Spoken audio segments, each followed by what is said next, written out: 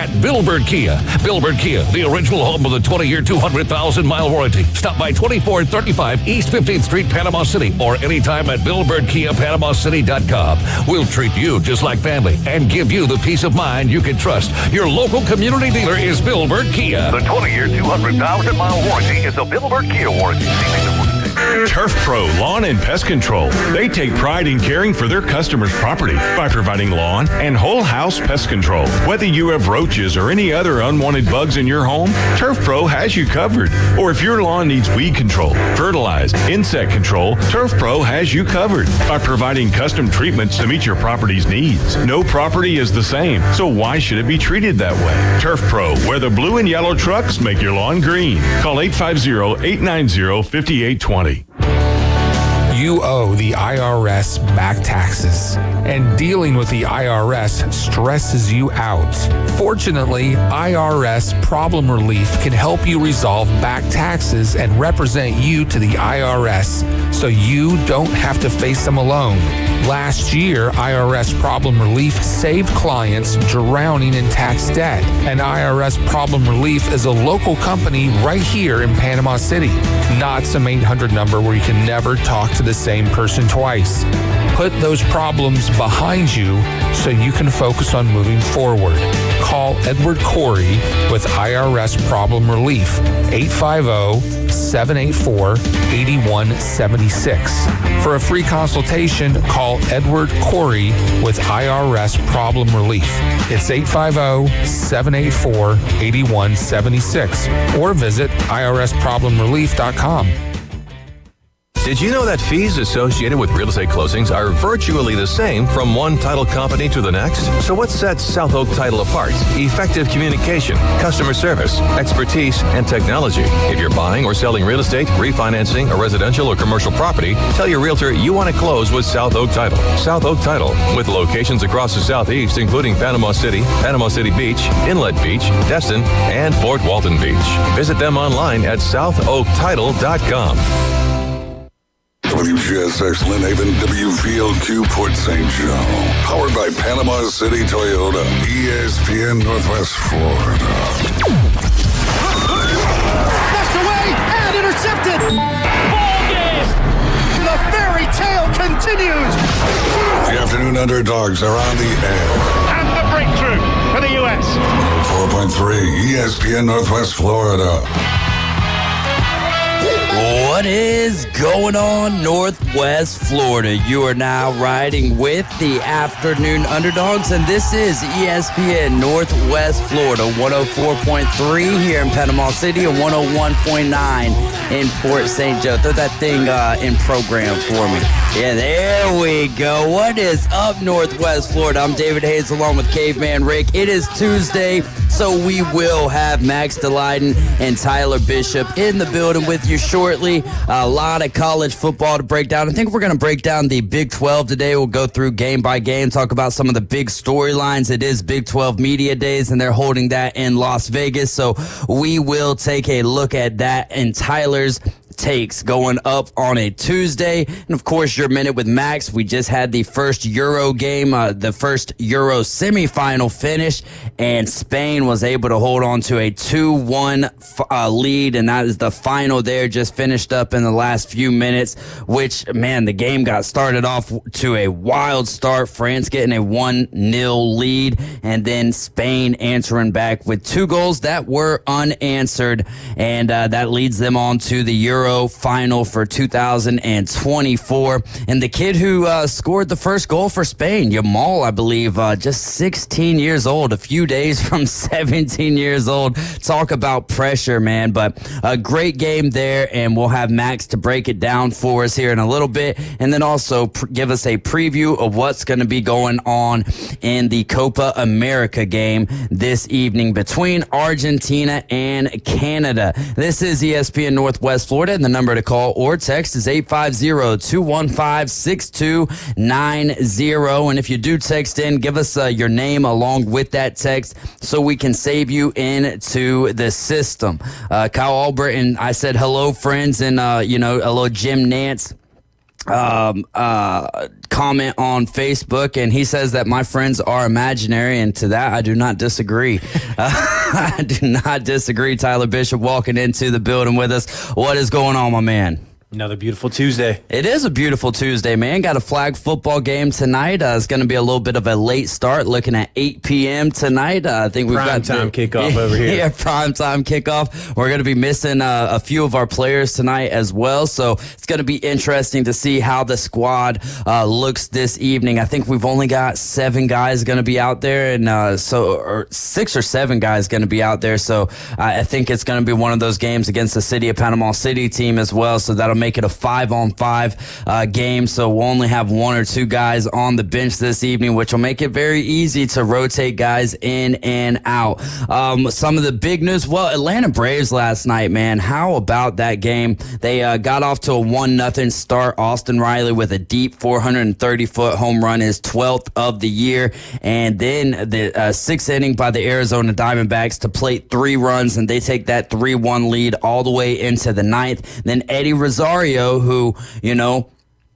Alex Anthopoulos had an opportunity to sign him for, I think he wanted $9 million, lets him walk. He goes to the Nationals, struggles with the Nationals, and then gets to claim him on waivers. So Eddie Rosario is back and a member of the Braves. He has a single in the 9th inning last night, and then Sean Murphy with 2 outs in the top of the 9th inning last night goes yard off of Seawald, and that tied the game up, man. And that was just the third blown save in a row there for Paul Seawald. So, and he converted his first 11 saves of the year. Bryce Elder got the start last night, so it was supposed to be Chris Sale, but they opted to go with Bryce Elder. He pitched 5 scoreless innings and then got into trouble there in the 6th, giving up 3 runs on 4 hits and 2 walks, only striking out 1 last night. Olsen, man, he has been amazing with the glove lately, and had another great grab last night in the 6th inning, and also made a sliding catch over there, kind of in shallow right field, and then got the ball back to the plate before I forget who it was over there on third base, but preventing him from tagging up. And again, like Sean Murphy, that was just so impressive to go yard there with 2 outs in the 9th inning. Rafael Iglesias got the win, 2 hitless innings of relief, and then Joe Jimenez got a scoreless 11th inning, and that was his 2nd save of the year. Sam Peebles posting on Twitter that this is the first time since June 16th that the Braves have scored at least 5 runs in 3 straight games. Ketel Marte has 17 home runs, 37 walks, and 51 RBIs, hitting .281 for the D-backs. Christian Walker, who many say is a snub from the NL All-Star game, 16 for 42, 3 doubles, 5 home runs, and 14 RBIs over the last 10 games. Those are 2 Diamondbacks to keep your eyes on for tonight. Marcell Ozuna, who's going to be in the home run derby, leading the Braves right now with 23 home runs, slugging at .559. Ozzie Albies, 13 for 39, 2 doubles, 2 home runs, and 6 ribbies over the past 10 games. And over those past 10 games, the Diamondbacks are 6-4, hitting .285 with an ERA of 4.05, and they've been outscoring their opponents by 22 runs. The Braves are 6-4, hitting at .238, ERA of 2.32, and they've been outscoring their opponents by 11 runs. So game 2 of the series, the Braves are 4-0 against the Diamondbacks to this point of the season. So we'll see if we can make that 5-0. Chris Sale scheduled to get the start tonight. He's 11-3, ERA of 2.71, and he'll be going up against Zach Gallion, who is 6-4 with an ERA of 3.06. We are streaming live on Facebook, on YouTube, and you got the puppies with you and representing the Tide again. That's a different polo, if I'm not mistaken. That's the same one. I thought the other one. Laundry. Yeah, there you go. Well, still looking fresh to death. Streaming live on Facebook, YouTube, and on Twitter. Feel like we got some Scooby snacks in the building today. I know. I'm sorry. Oh no, man! Got the dogs and the Afternoon Underdogs. I've got like half of Bay County at my house right now. So. Oh, there you go. Got some leakage from our AC unit. So y'all were dealing with that last week, right? Yeah, just finishing it up. So okay, got good. a new AC tray. Shout out Parker Services. There you go, man. I got a restoration company out there. It's a whole 9 yards. Whole 9 yards, but you'll be comfortable as of this evening, right? No, I'm sleeping at my parents' for a couple more nights because we have to have the AC unit dry out. Yeah. So going from Walton County to Springfield every day. Oh, man. Yeah. How's the drive been for you?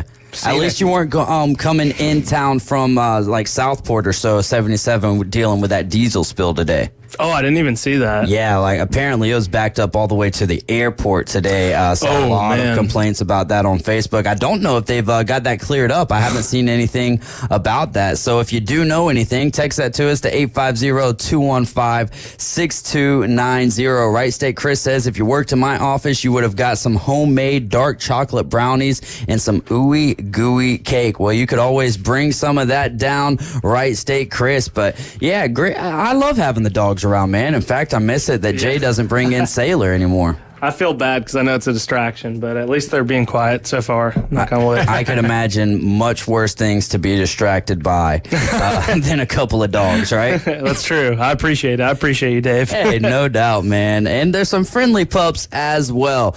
Man, lots.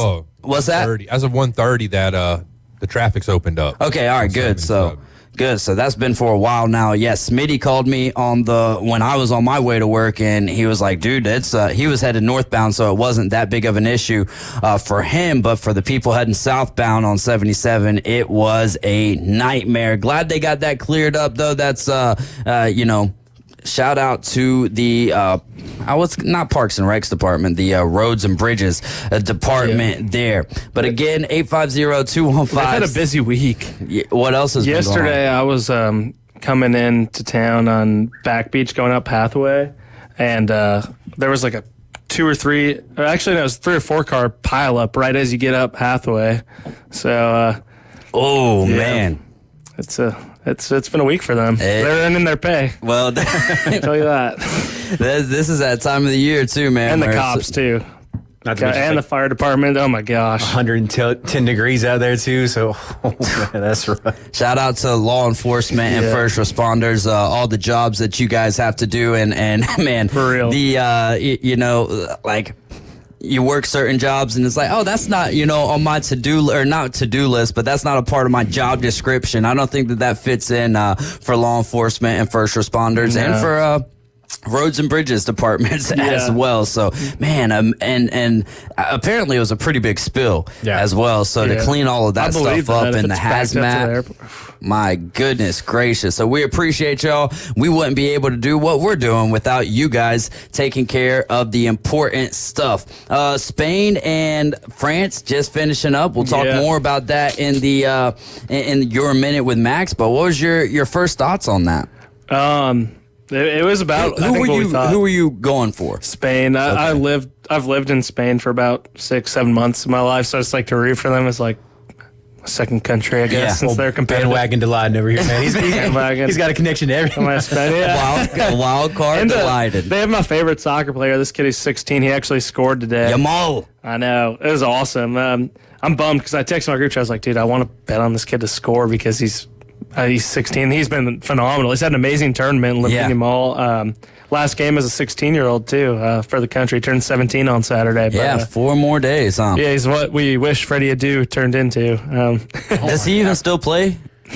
No. I remember, now that you said his name, I remember him being a thing, but I would have never. Wasn't he like 13 when we signed him, or 14? Like 15 or 16, and it was like a big deal. I remember again, like, Sports Illustrated for kids, they had the perforated cards, like he was in there and he had a cover, and he was on like Got Milk stuff. It was everywhere. It was crazy. Yeah, and it just, unfortunately, he sucked. Johnny Yankee Seed says Mac's shirt is bugging out, and it is, though. Like, if you look, no, not from there, but if you look at it on the screen, it's all the lines.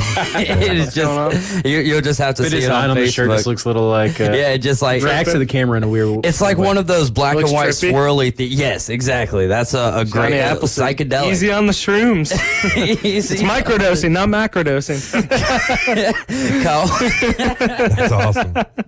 Kyle Albritton says Freddie Adu makes Jamarcus Russell look like a sextet. Yeah, that's a good one. He just got arrested for stealing from his high school. Dude. Like I don't 75 think grand. Adu is a crooked person, though. He didn't not watch tape. He just didn't make it. I mean, Jamarcus Russell's he's a knucklehead. Yeah. That's a very fair point there, and especially when you bring up what Tyler just brought up. So apparently he got like a $75,000 check, and that was supposed to be used for the weight room, and he turns right around and deposits $55,000 of that. How did he think he wouldn't get caught? Especially in this day and age, where everything is tracked, like even if it's Venmo, whatever it is, even if you were to get $75,000 cash, they're gonna find that out, and they're gonna find it out pretty quickly. The first time, I guess. It just kind of blows my mind that like Jamarcus Russell, we're talking about him because he didn't watch tape. He didn't one of those things like he was just known for being physically gifted, but he got into coaching. Like I guess it just shows anybody, any former athlete can get into coaching, I guess. But it's just like, Jamarcus just seems like the last kind of guy I'd want coaching. Was it Allen Iverson when he got fined? He said straight cash, homie. How he's paying it. That's what Jamarcus Russell. Randy Moss. That's what he's got to do. You can't be having a paper trail. Yeah. Well, and here's the other thing: you're going to get a guy to coach who didn't even watch the film when he was. How is he going to get the kids to watch film when he can't even watch film? More power to him. It kind of seemed like he was maybe trying to do something, and then he does. Coaching is the one profession out there that you're totally getting hired on your potential. Like you could have no track record, no nothing really, and you get a guaranteed deal. It's so crazy. And if it doesn't work out, what's the worst thing to happen? Well, you get fired and you keep your paycheck. Isn't that basically like all of athletics? They're like guys get drafted based on their potential. Like, yeah, you know what I'm saying? Kids get signed out of high school based on their potential. Yeah. But you see coaches sometimes that never really even coach, like a JJ Redick. It's like, here you go, be the coach of the Lakers now. See, I might be in the minority here. I think that's going to be a good hire. I think JJ Redick knows ball. But I do agree that he knows that really. Yeah, he knows when was the last time before JJ, somebody who had never coached? Is anybody going to listen to him though? You have to go in there and you kind of have to have some clout. You got to have, those guys in the NBA. They just, they're not going to listen to a kid. But see, that's the difference. JJ Redick's not really a kid necessarily, and I mean, in terms of age, maybe. But all right, the biggest star on the Lakers is LeBron James, right? He just had a podcast with him, so both of them have talked ball. You can hear in the analysis that JJ Redick knows what he's talking about. The biggest issue is going to be commanding respect of the Lakers locker room. I mean, not an assistant, not a guy starting out like Spoelstra, but doing doing video work. I mean, nothing. They're definitely. I mean, being a player to a commentator, like a talking head, to now he's a coach. Not everybody can, just because you know the game doesn't mean you can coach it. Just like not everybody who knows the game can be a commentator, or Tony Romo was lauded for how well he came across with what he was able to tell you. Not everybody can do that. So it will be interesting with him having no real, how does he translate that into coaching? And I think that's a huge question mark. Do you think he'll be a good coach? I don't know enough about him. I mean, I don't know enough about him, honestly. He's not going to get to coach. 50-50. LeBron James is. I'm honestly I could be dead wrong. I don't know how much strategery really goes into coaching. Strategery really goes into toaching basketball. You know what I'm saying? How much is it a chess match like in football, or is it just your guys making individual plays? Is LeBron just being LeBron half the time? Yeah, that's why I think he's perfect for it. For this whole Hollywood script to play out. LeBron's going to be okay, last few seconds of the game, just draw up the play. Here it is. You guys inbound it and get it to me, and then I score. Let's make sure we lose this game. Yeah, I think a lot of the NBA now is freestyle ISO ball, but I do think there is some extent that the coaches deserve some credit. I mean, Spoelstra, and I know the Celtics built a masterful roster with Danny Ainge and Brad Stevens at the helm, but apparently Joe Mazzulla is a great coach, and he had no experience too. I mean, he played college ball at West Virginia. I remember watching him in the NCAA tournament and stuff when I was on spring break. But it seems like he's a really smart dude. Jason he was guarding DeMarcus Cousins in the championship. Yeah, he was. And I think those guys, especially to me, I think the guys who are guards are it's like catchers or quarterbacks going into coaching positions, and there's respective positions. You just understand the game. I mean, that's he played the game at for a good while at a high level, so obviously he understands it, and he's going to understand situations. He's going to understand matchups, and I think he's got the potential. Again, kind of like we said, it's all on potential. Yeah. But like I said, I don't know.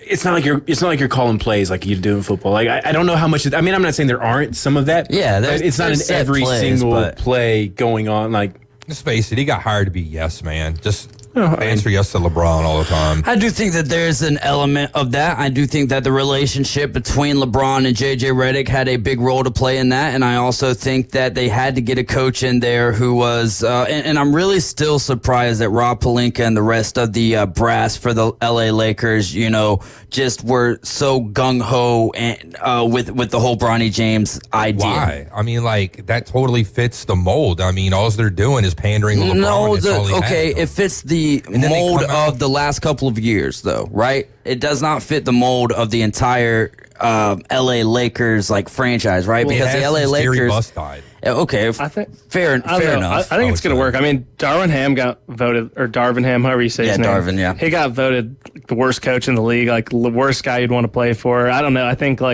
you can tell to an extent, when coaches are just outclassed. And for me, some of the guys who are still around, it blows my mind. Like Doc Rivers. How is Doc Rivers just keep getting a job and he's not? Yeah. He's so average. At a certain point, taking a chance on an unknown is better than recycling somebody you know is not very good. That's true. I'm trying to think of a good college football coach who's like a Doc Rivers. He's just there. It was like Jeff Fisher, right? In the NFL, he kept coming up for jobs. He kept getting jobs. He was the most perfect 8-8 coach of all time. Yeah. You get guys like that, and it happens all the time in the NFL. Like Adam Gase. How did Adam Gase get back-to-back head coaching Or jobs? look back in the How did day he when get you a had job? career coaches like Marty Schottenheimer. Peyton Manning. Schottenheimer, yeah. Schottenheimer's a good one as well. What about Mark Trestman, ex-Bears coach? He just was But he doing was the a CFL. Canadian guy. So they took a shot on his offense translating That's over. the Bears, though, right? They don't count. All right. You got that one. I was just saying, how does a guy and Adam Gase? That's from the Bears coaching tree. Yeah. Anybody with the last Produce name beasts. Stoops.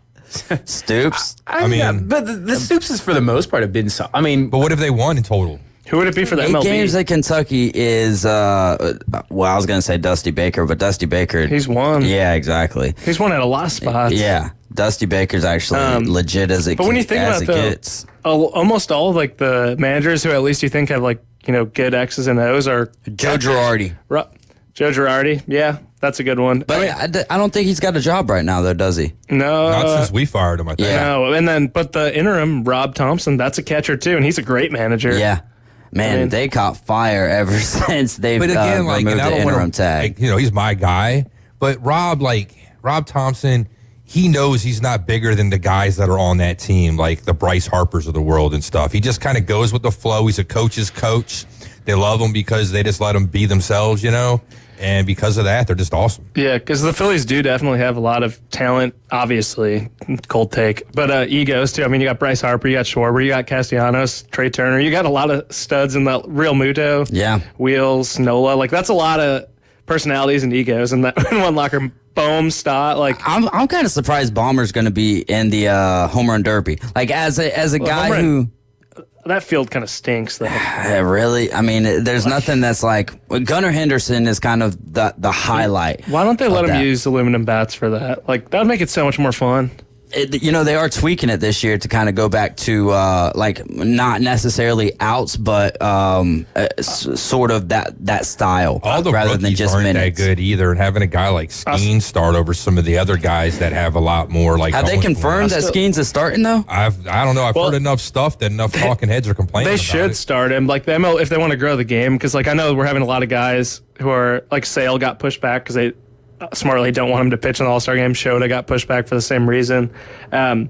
Baseball owes Reynaldo Lopez nothing. He's been great this year, but you should start Paul Skeens. If no kids, maybe there's a few kids in Atlanta wearing a Reynaldo Lopez jersey, but that's a more than likely I think 1-2 year done enough. I would say that the conversation comes between Sale and Skeens. Yeah, depending on when depending on when Sale's last start is. Wheeler's right there too. Suarez has done more than Wheeler's Paul right there Skeens. too. But he's pitching tonight. Here's my thing with it. We're talking about 1 inning, right? The guy's going to get up there. Whoever starts is going to play maximum of 2 innings. But it's such a mess with your mojo thing. Yeah.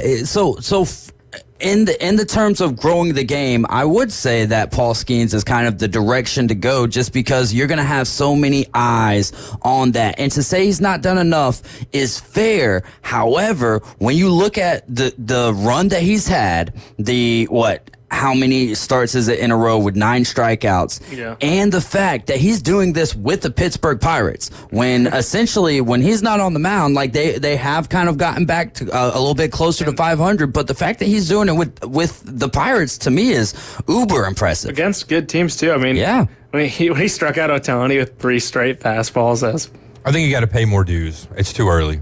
And that's he's had like a Strasburg type start though, where it's incredible. Right, but he's the only guy who's ever been in, and we are in a different era, but he's the only guy who straight from the draft to the All-Star game. And if you're making that argument, it's an indictment on baseball right now that there's not a lack How's of stars. How's it an indictment? The numbers are there, Rick. Came into the league to have to be like your showcase person, that's kind of an indictment. The numbers are there, man. I think the biggest indictment on baseball right now is just, one, pitchers are so good with the mix of the balls being so dead right now this year. Because I know that's the one sport where you can really kind of manipulate numbers, and they always change the balls. And like this is the best pitching's been, I would say, at least in terms of like studying and skill and everything. But against that, like you have guys like Mason Wynn on the Cardinals who, and this isn't because this is like the first guy that pops in my head. Even Elly De La Cruz. Right. But like Mason Wynn, 289, 337 are his slash lines, and he's got a 115 OPS plus. Like, if he has a 755 OPS and he's 15% above the league average in hitting, that's not good. A noodle slapstick hitter, like that's not what you want as above league average hitting. Hey, that was my candidate for Rookie of the Year in the National League. So no, that's a great pick. Sorry. No. Sorry, I did not remember that, but it was just more of against how the league's hitting's going. He's not going to win it, though, because Paul Skeens is going to get it. Paul Skeens is going to get Rookie of the Year easy, so... But those you never know, guys. Hey, you never know. You do never know. And Shota's fallen off a decent bit. So. Oh, man, the Cubs in general. Yeah. Golly, Chicago sports in general right now, man. Oh, it's just... Bedard and Caleb Williams, take us home. They got to take you home, all right. Don't put Connor Bedard in that category. Exactly. I've got high hopes for Connor Bedard. Not so much for Caleb Williams, but we're going to see, man. Year one could be a surprise for the Chicago Bears and Caleb Williams. We had like a quad screen going in our office today, and it was like the 2 Wimbledon matches and Summer League, and then in the bottom right, they were talking NFL. And so I was obviously like diverted by the NFL, but they were saying, being a generational talent doesn't necessarily mean you're a generational QB. And I just thought of you two right away. I was like, oh man. I was just thinking of Tyler in my ear, like Kyler Murray. Johnny Yankee Seed says, to me, it's Skeens or Lopez. I think it's Lopez has been better because he's been there the whole time, but Skeens is better for the game. And I think that there is the argument there to be made, no matter which side of the fence you're on with it. But you are riding with the Afternoon Underdogs. This is ESPN Northwest Florida. We're going to take a quick break, and then it's going to be time for your Minute with Max.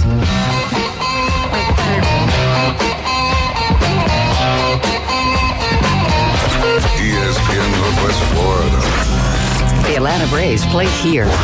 Tonight, we're staying up past our bedtime. We have liftoff.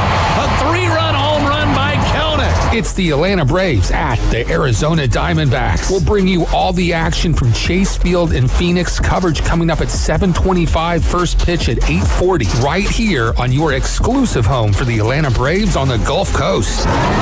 ESPN Northwest Florida. Good afternoon. This is Joanna with your latest forecast on ESPN Northwest Florida. The remainder of the day, likely thunderstorms and partly cloudy, and a temperature of 87 with wind 13 to 17 miles per hour out of the southwest. Possible thunderstorms and partly cloudy skies tonight, a moderate breeze and quite warm near 83. Likely thunderstorms and 86 tomorrow. 89 and some clouds in the early morning, and then a possibility of thunderstorms Thursday. This is your Tuesday's weather brought to you by Earthworks of Northwest Florida. Thank you for keeping that dial on ESPN Northwest Florida. Rely on it. Love a great deal? This is the big one. The Big One sales event is going on now, and you can get 3.99% APR plus 90 days until you make your first payment on Camry's new elevated design. Make every drive count and get 2.99% on the stylish Corolla. Rule every adventure and get 2.99% on a new RAV4. Or enjoy the power and get 1.99% on the tough Tundra. Come see us for the big one at Panama City Toyota. Offer ends July 31st. Visit PanamaCityToyota.com for details. As a realtor, it's important who you choose as your title company. May we suggest South Oak Title? Their offices are modern, comfortable, and state-of-the-art. South Oak Title can close transactions in any location in Florida, Alabama, and Tennessee. Their free mobile app allows realtors to deliver a net sheet in seconds. They provide mobile closing services to accommodate buyers and sellers. Their offices are beautifully decorated, state-of-the-art, complete, safe, and secure. South Oak Title, creating a better title and closing experience through technology and tailored service. Visit them online at southoaktitle.com. Rough riding penalties come out of the weekend in Nashville. I'm Kyle Rickey. That story next on NASCAR Hot Pass. eBay Motors is here for the ride. 120,000 miles of night drives, daily commutes, and who knows how many. Are we there yet? Through countless fixes, elbow grease, and a new radiator, you kept your ride alive. With eBay Motors, you have over 122 million parts to keep it running. And with eBay Guaranteed Fit, they'll be the perfect fit every time. Plus, at these prices, well, we're burning rubber, not cash. Keep your ride or die alive at ebaymotors.com. Eligible items only. Exclusions apply. Jeff Gordon wins the Daytona 500. Jeff Gordon's rise to one of NASCAR's all-time greatest drivers was one like no other. Relive Jeff Gordon's journey to the NASCAR Hall of Fame with the exclusive MRN podcast, Jeff Gordon, A Colorful Career. 93 Cup Series wins, 5 Cup Series championships, and 3 Daytona 500 victories. A career rivaled by few others. Check out MRN's Jeff Gordon, A Colorful Career on podcast platforms and MRN.com. Multiple rough riding penalties were handed down to drivers over the weekend at the Nashville Superspeedway. In Friday night's NASCAR Craftsman Truck Series race, Lane Riggs was handed a 2-lap penalty following mid-race contact with Stephen Parsons. Riggs ended up 25th at the finish. And yesterday it was announced by NASCAR that Cup Series rookie Carson Hocevar was fined $50,000 and 25 driver points after an incident in the closing laps of Sunday's Ally 400, when Hocevar made contact and ultimately spun Harrison Burton under caution. Hocevar now falls to 26th in the championship standings, heading to the Chicago street race this weekend. For more, see MRN.com. I'm Kyle Rickey. This is NASCAR Hot Pass on the Motor Racing Network. From Tyndall Air Force Base to the Hathaway Bridge, we're live and local. It's the Afternoon Underdogs. 104.3 ESPN Northwest Florida. And we are back. This is the Afternoon Underdogs here on ESPN Northwest Florida. I'm David Hayes along with Tyler Bishop, Max Delyden, Caveman Rick, and special guest Charlotte Ann Bailey. Kyle Albritton says Skeens hasn't kicked enough babies to be the All-Star Game starter. Wright State Chris says Caveman hates anything Pittsburgh. So those are a few texts chiming in there. I don't know about hating anything Pittsburgh. You know, I'm just still saying, I just think the guy hasn't done enough. All-Star games, usually we only see guys that have a great season get, voted on until the following season. It's kind of a meritocracy, you know. I think it's a little premature. Let the cake bake. Let somebody else that's had a great season, like, maybe last year into this year, take the spot. And then I'm sure we'll see Skeens next year. Normally, I'm a let the cake bake kind of guy, for sure. I just think from what I've seen from, I would say I've watched 3 starts of his pretty heavily invested in that. One against the Rays, one against the Braves in his first start. And after his first start, he was going back-to-back starts against the Cubs. It's like, all right, how do you look in back-to-back starts? His worst start arguably was against the Braves. He still had 9 strikeouts in that game. You know what I mean? It's just one of those things that the kids just got it. Now, will the career last because of the high velo, is what you were mentioning? But we'll see. Could it also be that, the whole league really hasn't seen him yet? Let him go through the league one time. Let everybody get a chance to swing their bats at his pitches. And then, after that, next season, we'll see if he's still got it. A lot of first-time All-Stars, though, on this All-Star squad this year. 32 of them, to be exact. Too many. Maybe so, but I think that just kind of goes to show where we're at in the game of baseball right now, with a lot of young studs and young stars. Remember when it used to determine who had home field advantage for the World Series?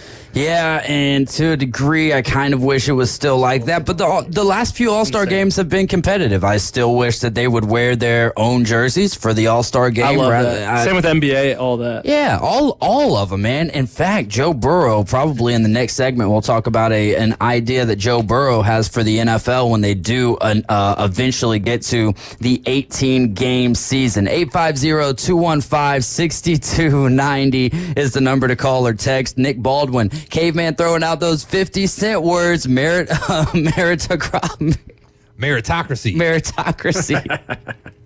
Look it up, man. 50-cent words. Oh, man.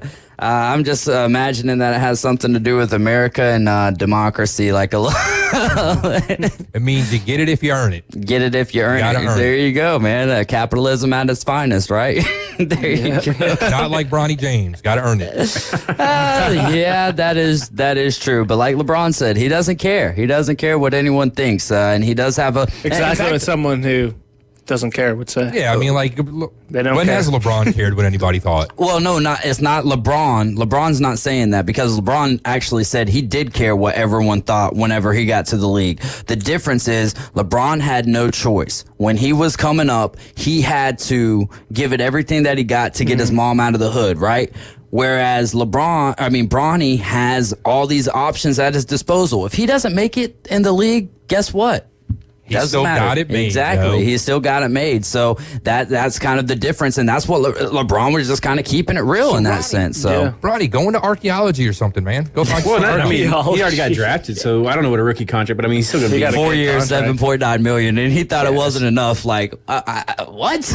Yeah, who did, Bronny? Yeah, apparently Bronny thought that wasn't enough. I thought that was like a retarded. I thought that was like a fake. And it might have been. I mean, his allowance was probably more than that from his dad, so I guess I can see where maybe he might not think that that's an enough sum to like live on to feed his family and such, you know? To feed his family. Yeah. To be fed at that point. Him and Thanasis Antetokounmpo. Oh, yeah, man. Two what's the other one? Alex Antetokounmpo? The other brother? Is he still in the league, too? I think. No, it's just Thanasis. I don't know, but I did see Chris Paul. I didn't even see this yesterday, but Chris Paul signing with the Spurs. I really like that move. Oh, did he? Yeah, I think that, him and Wemby together, that could be impressive, man. I had high hopes for Chris Paul and Spurs the Golden got State something Warriors. kind of cooking over there. Yeah, and they also got... I kind of wish Clay went there. Oh, are you surprised that he turned down more money, that he turned down the higher deal with the Golden State Warriors to go to the Dallas Mavericks? He probably didn't want to come off the bench. Harrison Barnes also. I think he likes being able to stretch it too. Yeah. It's going to be interesting, man. Just every offseason, the NBA changes dramatically, and it's like the transfer portal in college football, but free agency. Yeah. Free agency at its finest. So the Euro result today, Spain getting the better of France 2-1. What was your takeaway from that game? You had Spain going into the game, so. Yeah. Spain was just the better team. France has won a World Cup. They've looked kind of bad. I mean, they've looked good on defense, couldn't finish a shot all tournament. They've been kind of 0-0 penalty kick merchants. Mbappe had a bad tournament. Granted, he's playing with a broken nose, and with that face mask, it'll throw you. He removed himself from the game the other day for PKs. No excuses, though. They've got a deep team. Spain just plays a good version of soccer, and probably one of the only ones that are still like a classic version. Unfortunately, because of how Pep Guardiola coaches at Man City, a lot of teams have kind of emulated that systematic, only score within 8 yards of the goal. Yamal's goal was world-class today, probably the goal of the tournament, which is pretty impressive for a 16-year-old scoring lefty from outside the box. I think Spain should have their way still with Netherlands or England. Whoever wins, I'm guessing Netherlands advances. But we'll see. We will see. And what's your thoughts on Argentina and Canada tonight in the Copa Americas? I'm going to go Argentina 2-0. Same as the last result. It's going to get messy. Water gun to your head. Water gun to my head. I don't think Canada can score on them. Yeah, it's gonna get messy for Canada, right? Yes, yes, it is. What did Max think of the Spain-Germany game, Wright State, Chris? Oh, that was the game of the tournament, in my opinion. I know. Yeah. I think those were the two most fun teams to watch. I didn't hate the non-call on the handball because it really like with the rules, it's kind of 50-50 there because you're not keeping your arm out. Just unfortunate, it got kicked into his hand, but it wasn't intentional. So I don't think Germany necessarily got kind of screwed out of anything. But the officiating's definitely been better in the Euro. And I will say the Euro's pretty much been a better. I mean, it hasn't been a better tournament necessarily. It's probably been one of the worst Euros to date.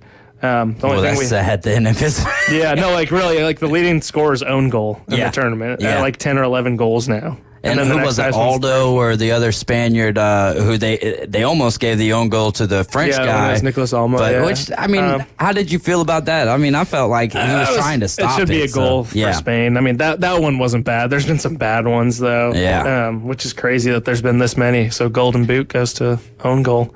But I will say, you can tell when they go to PKs especially, just Euro's just a little better than Copa. Like, I don't know if you saw Canada's PKs against Venezuela. I did not see that one. That was a late one, but I think it was on FS1. Oh, yeah, on July, okay, like gotcha. the night, like Saturday night. Which, I mean, I'm sure there was other sports people were watching, but it's funny because almost all the PKs were bad. And then Alphonso Davies, who plays for Bayern Munich, and then Canada went, and it was just a world-class penalty kick. But the only thing I will say Copa has over Euro is in our final, we have Shakira performing, and they have Lizzo. So take that, Europe. Oh, well, you know that the vibes will be high for Lizzo.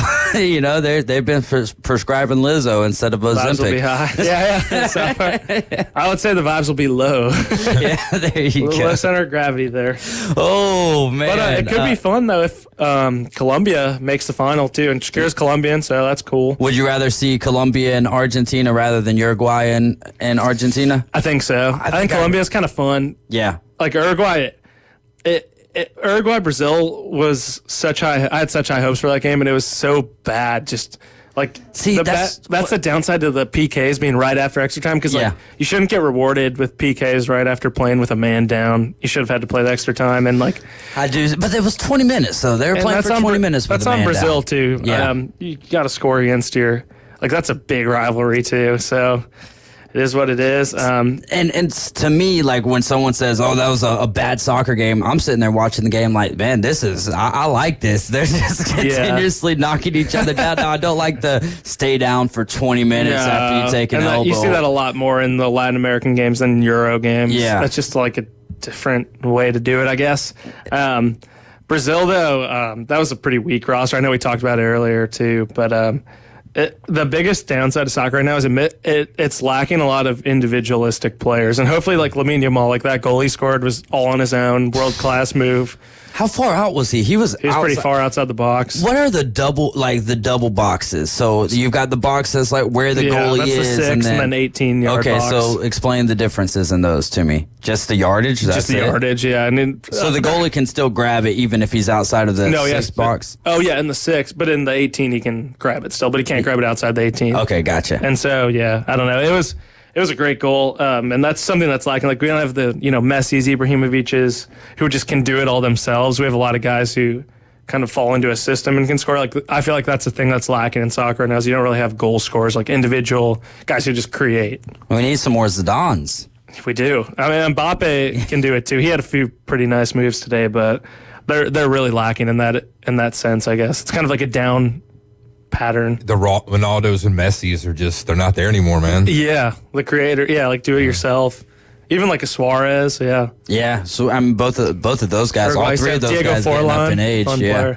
You got time for one more segment? I probably got to hit it. Come on, man! You got the dogs with you. They're enjoying themselves. Is that Modric guy? Does he fall in that? Yeah, he was still in Euros this year. Yeah. He's 38 or 39, I think. Okay. I feel bad for him. He scored in their game, and then Italy scored in like the 100 or not 100 in the 97th minute to eliminate them. So he was holding like the man of the match trophy, and he's like tearing up because it's his last game for Croatia. I was like, dude, that stinks. All right, so since you got to go, then you've been to SEC, you've been to a big time soccer game. Kind of explain the differences. That's a conversation me and Brian were having yesterday. It's really tough because both atmospheres are awesome. I would argue, it's really fun. I would say tailgating is way more fun here, and I would say the game because you can understand the people around you. No, it's because They do it right in the SEC. Yeah. Tailgating and just making it a whole day affair. Spain, it's like a few hours before the game and a lot of hours after the game. A lot of hours after the game. But I would say the coolest thing is I think it's a little more of an authentic like fan base and for that because it just like I don't know, it's just like that's their one sport. So it's like life. And like granted I haven't been to Athens yet. I need to go. I've been to Tuscaloosa. I've been to Columbia. Both Columbias actually in the SEC. But and that's so cool. Like Tuscaloosa like shuts down on Saturdays. Like I've been a couple times. It was awesome. Same with like Madison and the Big Ten. But I would say the big time soccer game is so cool because of like the passion, sweat, and tears that come behind it.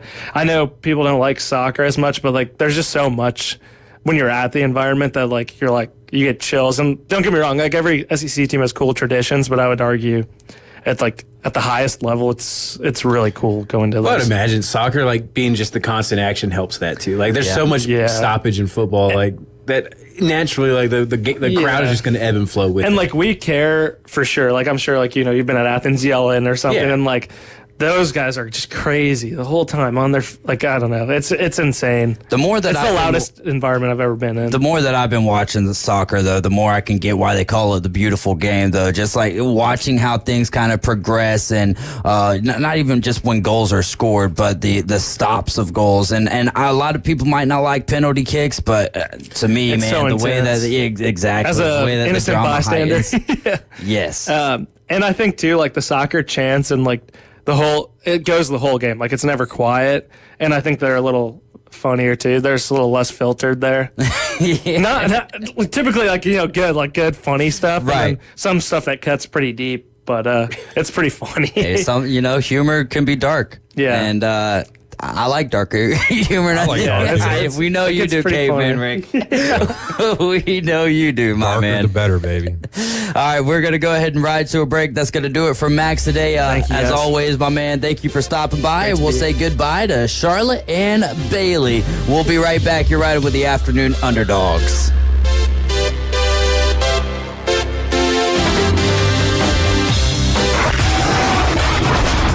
Suffer from political talk radio fatigue? We know that under the 49% rate, the U.S. Tune into the most fun and exciting new radio show on the Gulf Coast. It's The Inside Drive with Ryan Mulvey. From the Bill Kramer Chevrolet Buick GMC and Kramer Marine Outdoor Studios. Middays 11 to 1 on ESPN Northwest Florida. Good afternoon. This is Joanna with your latest forecast on ESPN Northwest Florida. The remainder of the day, likely thunderstorms and partly cloudy, and a temperature of 87 with wind 13 to 17 miles per hour out of the southwest. Possible thunderstorms and partly cloudy skies tonight, a moderate breeze and quite warm near 83. Likely thunderstorms and 86 tomorrow. 89 and some clouds in the early morning, and then a possibility of thunderstorms Thursday. This is your Tuesday's weather brought to you by Earthworks of Northwest Florida. Thank you for keeping that dial on ESPN Northwest Florida. Rely on it. In the jewelry business, there is no substitute for experience. David Adamson has over 46 years of experience, 32 of those in Lynn Haven. Designing and creating fine jewelry is more than a job for David, it's a joy. If you're looking for a spectacular jewelry design that says you, or perhaps you need your jewelry repaired, look no further than David Adamson Designer Jewelry. All work is done in-house and always to your complete satisfaction. Stop in today at David Adamson Designer Jewelry, 830 Ohio Avenue in Lynn Haven. They're on Facebook and at tcjeweler.com. Hey there, business owners. Do you feel lost in a sea of numbers, struggling to navigate your day-to-day accounting? At Lighthouse CPAs, they specialize in guiding businesses to make more money and keep more of what you make. From bookkeeping to tax planning, they've got you covered. Plus, with their user-friendly software, managing your finances has never been easier. Spend less time on paperwork and more time growing your business. Call Lighthouse CPAs 850-785-5254. He likes to lift weights in a parking lot and eat Weight Gainer 3000. I'm really starting to feel out nasty. David Hayes is part of the Afternoon Underdogs on ESPN Northwest Florida. We are back. This is the Afternoon Underdogs right here on ESPN Northwest Florida, 104.3 here in Panama City, 101.9 in Port St. Joe. Your home for the Atlanta Braves. The Braves on ESPN Northwest Florida, brought to you by Brock's Pest Control, Store More Portable Buildings, Bill Bird Kia, Mid-South Lumber, and PCB Hobby. Coverage starts tonight at 7:25 and first pitch 8:40 for the Braves and the Diamondbacks. Chris Sale going for the Braves, and he'll be going up against Zach Gallion of the Diamondbacks. Hopefully the Braves can make it 5 in a row against the Diamondbacks this year, and they're looking to extend that win streak to, I believe, 4 games. So hopefully they can keep the win streak going. It'll be a tough one, though. 8:40 first pitch tonight, cover starting at 7:25. Oh, one thing I didn't get to mess with Max about, though, so you had a random guy. I got to figure out how to get to my photos now. We had a random guy apply to be the Green Bay Packers, I believe it was defensive coordinator. Oh, yeah. All right. And he actually got a letter back from Mark Murphy, who is the Packers CEO. He says, Bill, thanks so much for your cover letter and resume regarding our defensive coordinator position. While your fantasy football experience is impressive, I regret to inform you that we have decided to go in a different direction. I hear the Chicago Bears have an opening. You look to be a perfect fit for them. Thanks again, sincerely, Mark. That's fantastic. That's trolling right there, yo. That's amazing. The fact that it's one thing to turn him down, but then he's like, oh, yeah, you should go apply for the Bears. And see that. Oh, man. Yeah, cannot wait for the NFL season, and we are not too far away from This it. is the last month without football.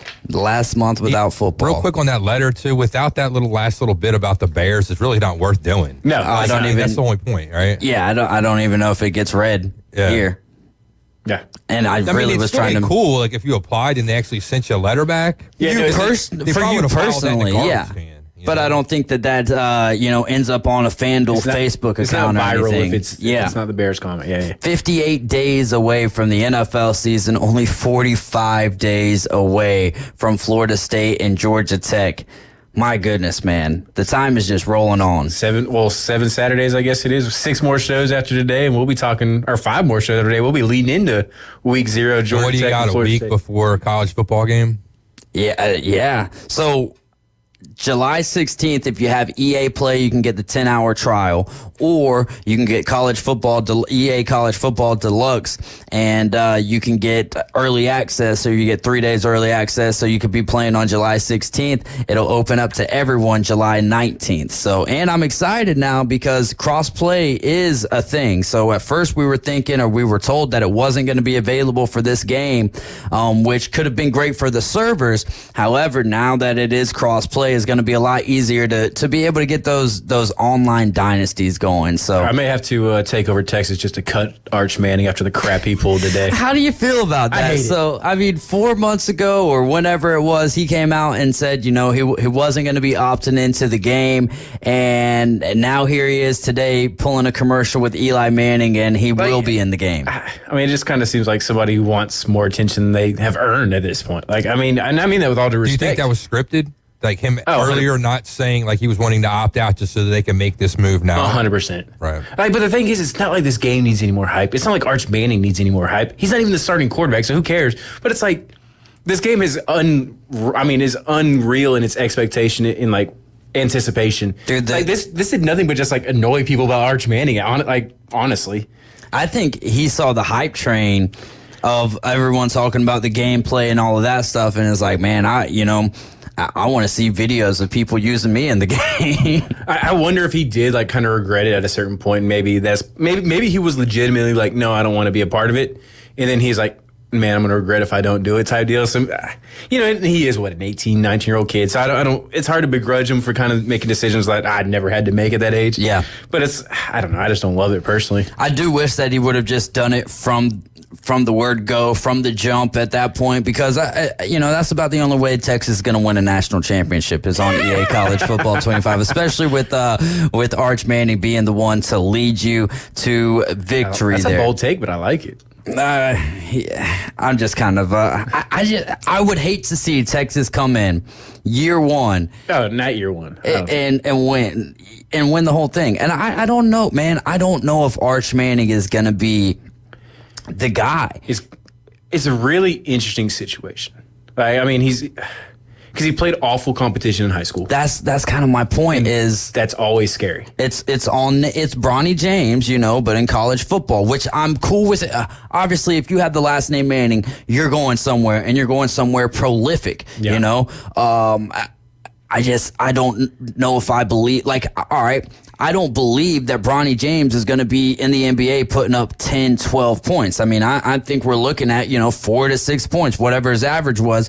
But I'm understanding of him getting the opportunity because of who his dad is. Same way with Arch Manning is like, I'm totally behind him being a part of the Texas Longhorns. I just don't know if I believe in the validity of him bringing home a national championship to Austin, Texas. Not year one. It'll be interesting because quarterback more so than probably any other position in football is such a cerebral position. Yeah. Like, Tom Brady wasn't an elite athlete, but he was so good at the mental side. Even Peyton, he wasn't an elite athlete by any means. Eli wasn't. Archie. I think we're starting to get into really athletic quarterbacks, but you still have to have more about you cerebrally, more so than athletically. And he's the guy who's going to have the best training, the best coaching since he was 6, 8 years old, whatever it is. Spared no expense, to quote Jurassic Park. It's not going to be for a lack of opportunity, resources, and everything else. He may just not be that guy because not everybody can be, but I get him. Like you said, you get him getting the job or getting the chance, but even more so than Bronny, because basketball, you have to have a certain level of athleticism. Yeah. In football, you do too, but to a different extent playing quarterback. And Bronny's got athleticism. Yeah. However, he does. Go ahead. Well, it's like Bronny, he had his chance in college, okay? We saw his tape. He has a body of work. Archie doesn't yet, okay? Yeah. Give him a year or two in college, have him a resume, a body of work, and then we'll go from there. Yeah. And then, if he ends up being like Bronny James, I'll let him crushing him like Bronny James. And if he ends up being pretty successful in college, then I'll say, hey, the kid probably belongs and get drafted. And then by, whoever, and let's see what happens. Well, I can bet any amount of money right now he will not go in the second round. He'll either be like a top 5 pick or he'll be like a 6th round pick just because of the way the NFL draft works. But I think he could still be a mid rounder, depending. 3rd, 4th, 5th. Yeah. Because even if he doesn't, would project to be, say, a 6th rounder, the name alone's probably going to bump him up a couple rounds, I think. Don't you? But we didn't see that with Jerry Rice's son this year. That's true. He wasn't playing quarterback, though, either. He wasn't playing quarterback, so it's a little different. But there, you just see, we saw it this year. You see such a huge gap in the draft from already first round to then talked about Marvin Harrison Jr. in fantasy rankings and how he's people look at him as a top 8 wide receiver. The guy hasn't done jack in the NFL yet. But just kind of as you mentioned with what their body of work in college football, what Marvin Harrison Jr. was doing in college football was extremely impressive. And I think Jamar Chase had similar hype. Maybe not almost, but he was probably projected to be a top 8 or 9 wide receiver. I could be wrong, but I feel like he at least, or maybe a top 12. He definitely had that hype going into the year, and especially reuniting with Joe Burrow. So then, like I said, you do add a little bit of the last name, and what he did at what Ohio State has done with receivers, it's hard not to be super excited for him. Johnny Yankee Seed says Eli's scramble in the 07 Super Bowl begs to differ on athleticism. Peyton Manning a little sweep to the outside against the Dallas Cowboys. But he's not a guy you're going to let Eli Manning beat you with his legs every day if that's Yeah, look at Tom Brady's attempt at the Philly special. I was about to bring that up miserably. And then Nick Foles coming in, or was it? Yeah, it was Nick Foles. We were the one that we converted. That was so awesome to me to see. And scored a touchdown. Because the Patriots tried that first, right? Yes, and they failed miserably. Tom Brady miserably. Don't say whatever you want. Tom Brady miserable. 0 catches in the Super Bowl, so he's basically a bust. How do you think he's going to do as a commentator? Horrible. It's interesting because I don't feel like I've heard him talk a whole lot in a breaking down film situation. And I know I'm sure he's been on the Manning cast once or twice, and maybe he's done some other stuff that I just haven't seen a ton of. But you got to have a little bit of personality. You got to have a little bit of. You got to do more than just know the game. And I didn't know we kind of touched on this a lot. You got to be able to explain it in a way that the average Joe can pick up on, and not everybody can do that when you know the game at such a high level, you start kind of speaking above what most people can understand. I don't want him to be like a Troy Aikman. And what I'm saying is in the sense that, like, Troy, on a lot of his, like, broadcasts that he does, he always tries to find a way of whatever they're talking about to kind of circumvent it around back to the Cowboys so we can talk about the Cowboys. Yeah. I don't want to see Tom, every chance he gets, have to try to bring it around somehow back to the Patriots and talk about the Patriots. I just hope he wears all his rings. I think it's a little bit different because he did have that time with the Bucks. Like, he may not be quite as, like, but it's only a insistent couple on seasons, and that's just my biggest fear. I don't want to see and hear that. Yeah, no, I mean, I'm hoping, because, like, I do enjoy listening to Tony Romo for the most part, because it's hilarious when you're like, man, if I were them, this is what I would do, and then they turn around and do exactly that. Right. It's always so cool to see, like, even a guy that a lot of people kind of, like, I think Tony Romo gets a lot of hate for his time with the Cowboys. Like, he was never maybe a top 5 quarterback, but he was a good.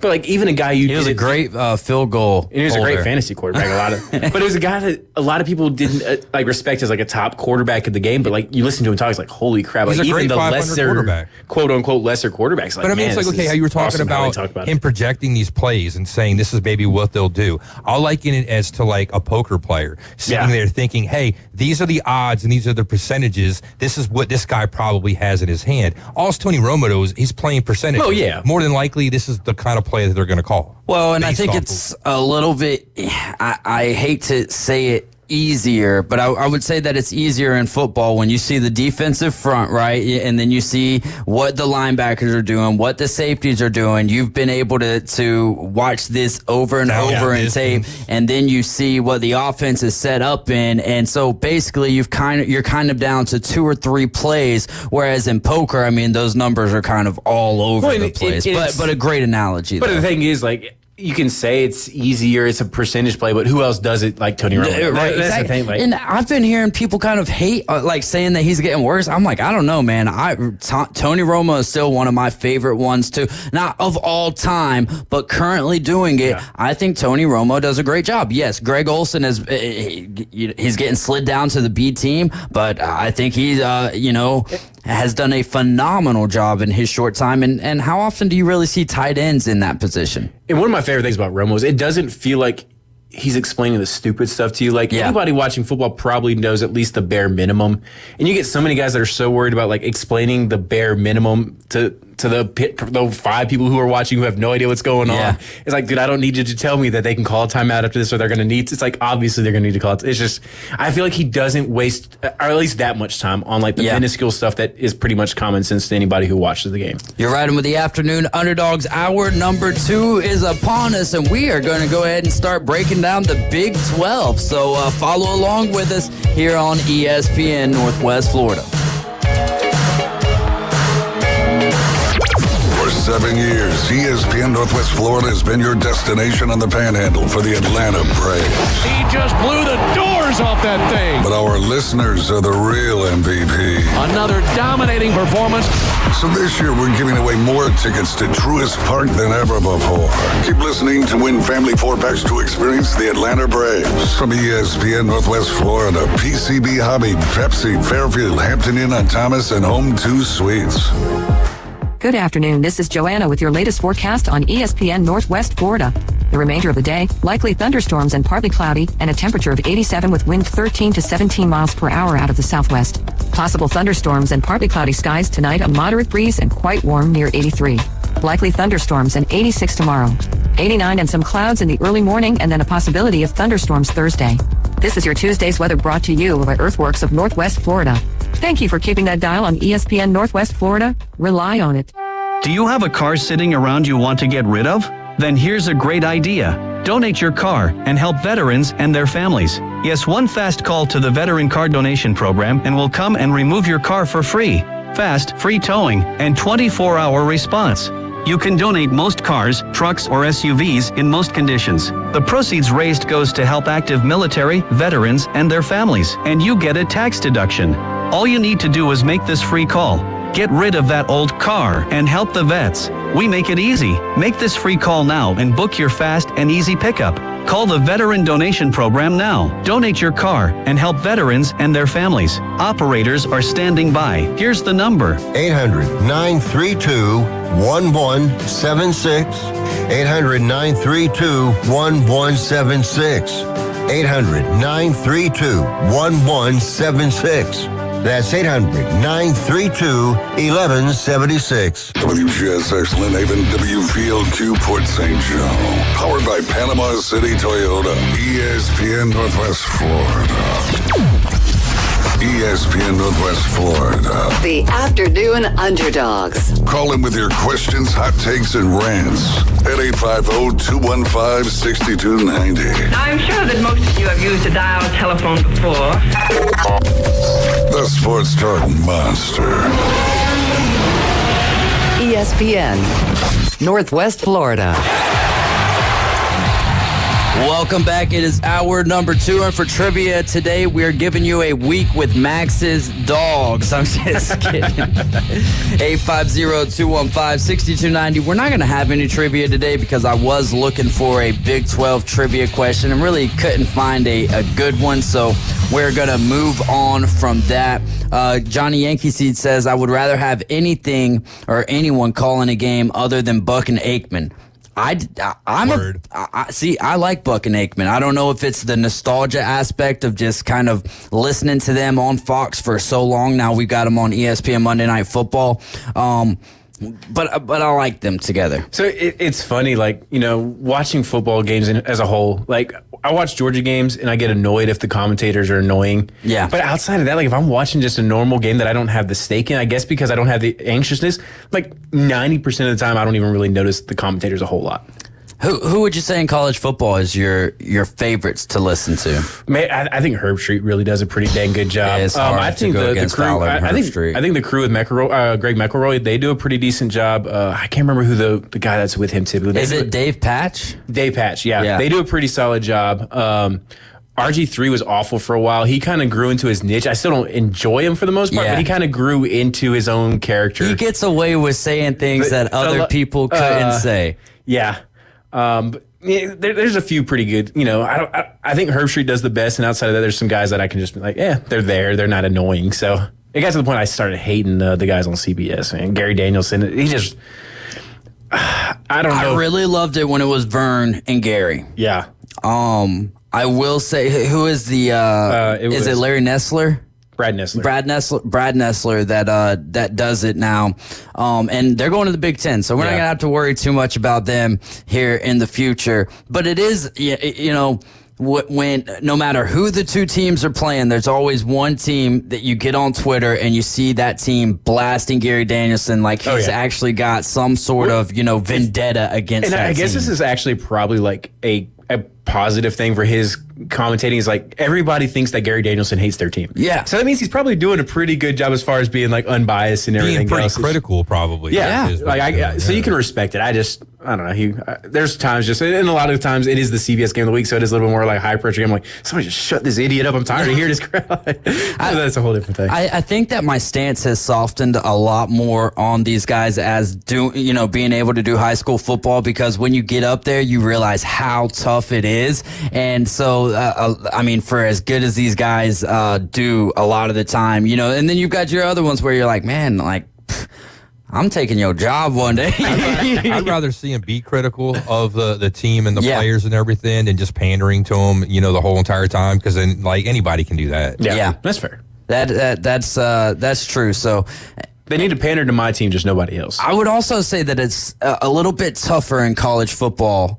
I would venture to say that it's tougher in college football, especially as the color analyst, more so than the NFL, because a lot of the NFL guys who were color analysts were NFL guys, so they know a lot of the guys anyways, and they have the ins and the outs. Whereas college football, I mean, you've got large rosters there as well, so I think that makes it a little bit more difficult. And then you start talking about the traditions and everything that you kind of gotta at least learn in the week leading up to the game. So I would say that it's a little bit more difficult. And I mean, also with the talent discrepancies you have in college football, more so than almost any other sport, you know, it's probably hard to be like, well, how do I keep this interesting? Like, without this, like, obviously this team is significantly better on paper. How do we try to make it semi?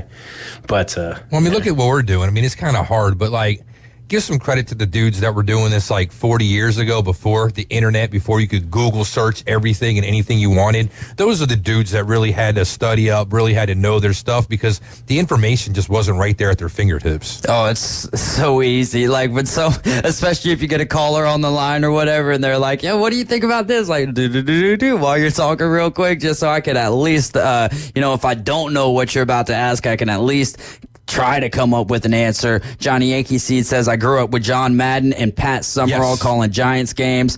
He was spoiled. Boom. I don't think that it gets much better than John Madden, I've always man. said, man, hologram them, put John Madden, Pat Summerall, call every NFL game for the rest of time, and I'll be happy as hell, dude. That is one thing that I'm looking forward to with the EA college football game is for the big games, it's going to be Chris Fowler and Kirk Herbstreit, but then you're going to have other games where it's other commentators like David Polak and whatnot. So I'm excited that's my thing across all sports. When Madden first came out on the Xbox 360, they had the local radio guys calling each of the game. And I don't know if that was just too much or whatever, but to hear different announcers for each game adds a little bit of realism to it, little realism, and also it doesn't get so boring because eventually, after you've played 10 hours on the game, you've kind of exhausted all of the options. All the broadcast content at that point. That's one thing that I'll say NBA 2K has done a wonderful job, because I don't know if they just get their guys in there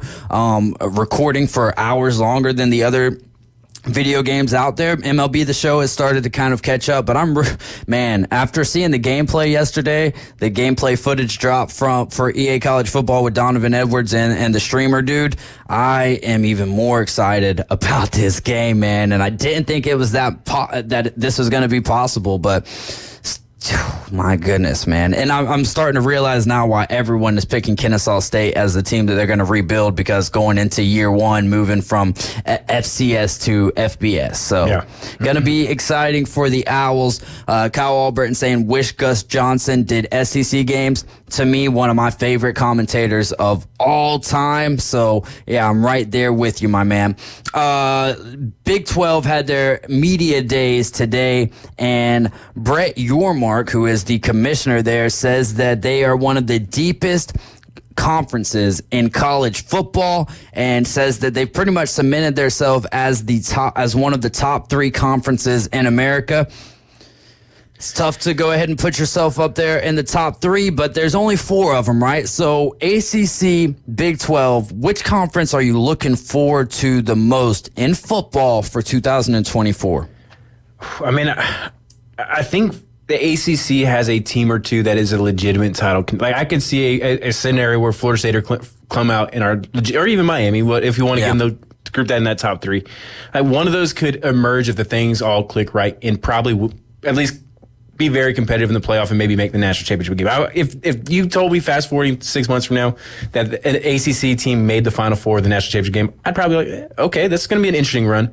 But the Big 12, I'm not sure if they have that. But I think as a whole, it's going to be a fun conference. I think if you're looking at the teams overall and kind of putting it into the EA Sports college football, you may not have a team in the 90s, but you may have over half or most of these teams within a 10-point overall span. So you're talking about on every single week, any of these teams could beat any of them. Utah's probably the favorite. K-State's up there. OK State would probably be my top 3. Arizona's still got a lot of hype. I'm interested to see what they do with that coaching change going on over there. But you got these teams that I don't think they're going to be 12-0 caliber, but you could have 4 or 5 of them that are in that 10-2. And then all of a sudden you start getting real interesting, especially in that 12-team playoff. You get 3 or 4 of them kind of right there in that 10 to 15 spot. Do 2 of them sneak in? And again, that will kind of depend on how the committee weighs the conference championship games as a loss and everything else. But I could see it being a more intriguing conference in the ACC, because I think ACC will end up being status quo. We'll see Florida State, Miami, or Clemson playing for the ACC title game, and I don't really believe in Miami, so I'm just kind of throwing in there to be nice for the area and nice for the projection people have there. But I don't think anybody's really expecting North Carolina or NC State or Rutgers or Syracuse. Hey, NC State with Grayson McCall now. Maybe, but I'll believe that when I see it. I just don't think anybody would be surprised. Or there's not going to be a dark horse coming out of the ACC. Big 12 could easily have one. I think they have a lot better chance of being a more intriguing conference down the stretch. I think on the Big 12, I think what you were saying is going to make it tough for them to get more than one team. Because if they're all basically kind of right there on par with one another, they're just going to take whoever wins the conference. And then after that, everybody else is going to be left by the wayside, I think, in that sense. Because then if it's like that, then there's going to be the argument, well, you took this team, and why didn't you take that team if they're like right there, side by side with one another? And I think just to stay away from that kind of argument, they're going to try to make it easier on themselves and not go down that route. No, 100%. I could easily see that. It just wouldn't surprise me if you did have 2 or 3 of these teams very similar in record and kind of similar in ranking, and then going into the Big Ten title or championship weekend, Big 12 title game, what happens in the Big Ten, what happens to the SEC, what happens to the ACC, and like I said, how is the committee going to react to a team losing their conference championship game as far as where they rank? Like, obviously they can't be a top 4 team at that point, but like if like last year, would Georgia have been number 5? Because they lost to Bama in the last week, would they have dropped to 6? Would they have dropped to 7? Where I don't think it probably any farther, because that's how far they dropped. This year was 6. But how does a team that maybe is right there on the cusp at 10-2 and number 11, and then say they lose to, so say it's Georgia, Texas, and Texas has got 2 losses and they're number 11. How far do they drop them for losing to Georgia at that point? And Georgia's undefeated number 1. Is that really fair to Texas? Out of the top 4, that's for sure. Well, I mean, that's the committee should be like the referees. We shouldn't know about them. We shouldn't hear about them. It shouldn't be a factor. Yeah, but that's been the talking point. Well, but then they do a 2-hour show every Tuesday right after ours. Well, that's what I'm saying, though. I mean, that's for the hype. But I mean, if they're really doing their job, if everything's really legit, the way, you know what I'm saying? It shouldn't be that much content. And but the problem is every time you expand it, like, yeah, you're being more inclusive, but you're still giving more, like. But now people are going to be arguing over 11 and 12. It's like you're arguing over 3 and 4. Guidelines. It's like, is it best team, most deserving team, Depends most on the wins? season. Again, they don't It have does any depend set on the guidelines, season. man. It's a lot of gray area. Yeah, there's way too much gray area. Gray area makes for better television, though, doesn't it? Oh, man. And, I don't think Florida State fans nor, college football fans in general are going to forget what happened last year. And Florida State looking to kind of rewrite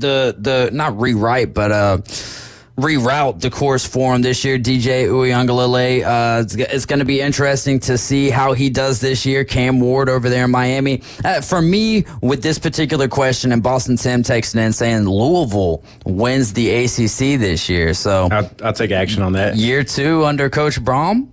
Yeah. They had a favorable schedule last year, which kind of helped them to the ACC championship, and just wasn't able to get the job done against a quarterbackless or down to their 3rd string quarterback for Florida State. So I'm right there with you. I don't think that it'll be Louisville, but hey, crazier things have happened. When it comes down to which team am I more, or which conference am I more intrigued by with the Big 12 or the ACC, I think that you've got it nailed where you have a higher potential for the ACC to have 2 playoff teams there with Florida State and Clemson, even though more than likely between the Big 12 and but the Big 12 probably is only going to get 1 spot. The ACC is more than likely only going to get 1 spot unless they're playing lights out football as a conference, because that's what it takes, right? It doesn't matter how great your top 2 are if your bottom 5 or 6 are not playing good football.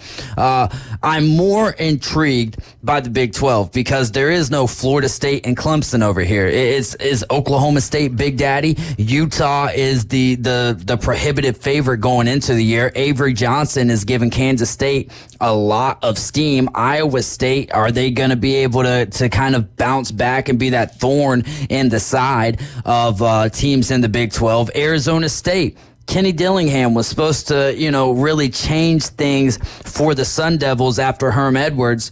He had the same exact record as Herm Edwards did in his final season at 3-9.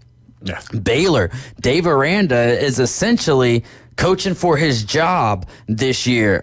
So that's going to be a storyline to watch. Is Colorado, of course, Colorado is going to be the talk of the town for the first few weeks of the season, whether people like it or not. But I think, and TCU in 2025 has a really good recruiting class for Sonny Dykes. So they're going to have to play well to be able to try to keep those recruits around. How about like Leopold over there with Kansas as well? Like, is he going to be able to have another year like he's had in the past few seasons? Yeah, and they've got a schedule that shapes up fairly well. And I kind of glancing over the whole Big 12 schedule we got here in front of us. And what could really hurt the Big 12 come Selection Sunday after championship weekend is they don't have a marquee out-of-conference game for the conference to really plant their flag on if they were. I mean, Houston plays at Oklahoma, which Oklahoma's not really being talked about as a contender in the SEC.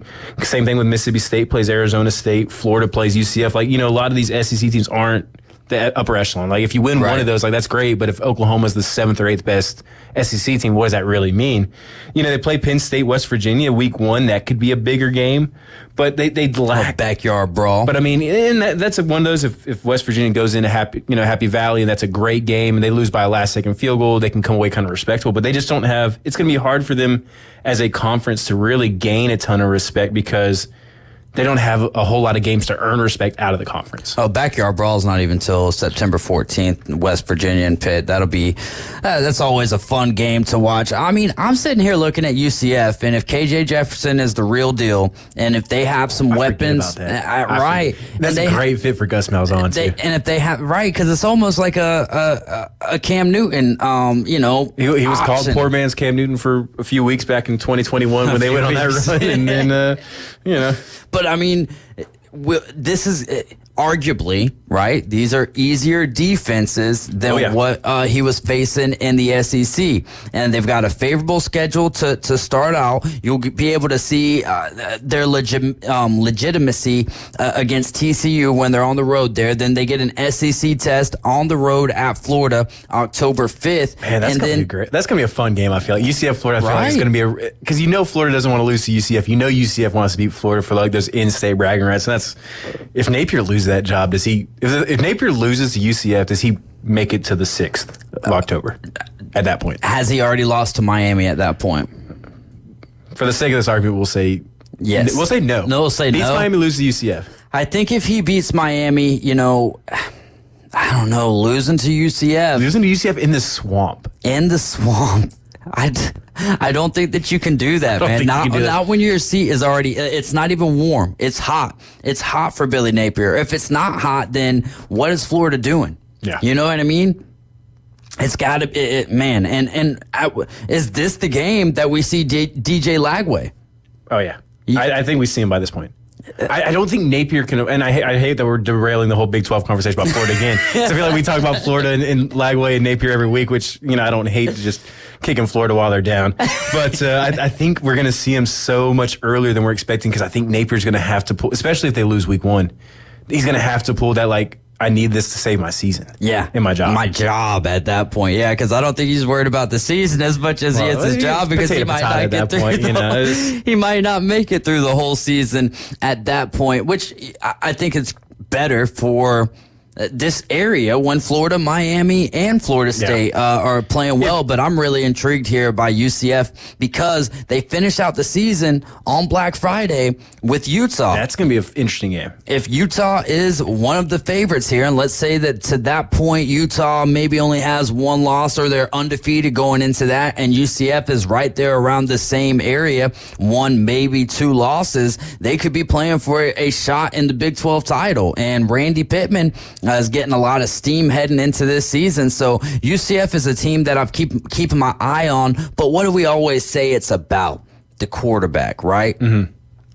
That's where, all we're hearing about quarterback-wise out of the Big 12. Obviously, Shedeur Sanders is one of the better ones on people's radar. Yeah. But Avery Johnson is, maybe the talk of the Big 12 and the reason why they let Howard go over there to Ohio State. So if Kansas State is legit, then you could also be looking at them. I mean, looking at their schedule outside of, Tulane is a non-conference game for them that could be tough. But outside of that, you're at BYU. BYU struggled last year, especially on the road. So that'll be a home game for them. Oklahoma State, to me, is bringing back the most amount of talent.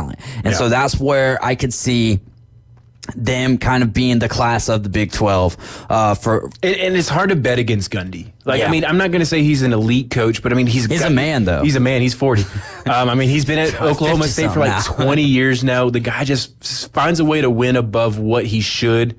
And it's not like, Oklahoma State's not sitting here reeling in 5 stars after 5. Like they're bringing in some good talent, and he's doing the best with it. And Les Miles laid a nice little foundation for him before he took off to LSU, and Gundy's just done extremely well since. And he's the veteran of the conference. He's one of the veterans in all college football probably at this point. And it's hard to bet against a guy who knows the conference so well. Yeah, and we will take a look at some of the other storylines when we return. You guys are riding with the Afternoon Underdogs. This is ESPN Northwest Florida. We're going to take a quick timeout, and we'll be right back.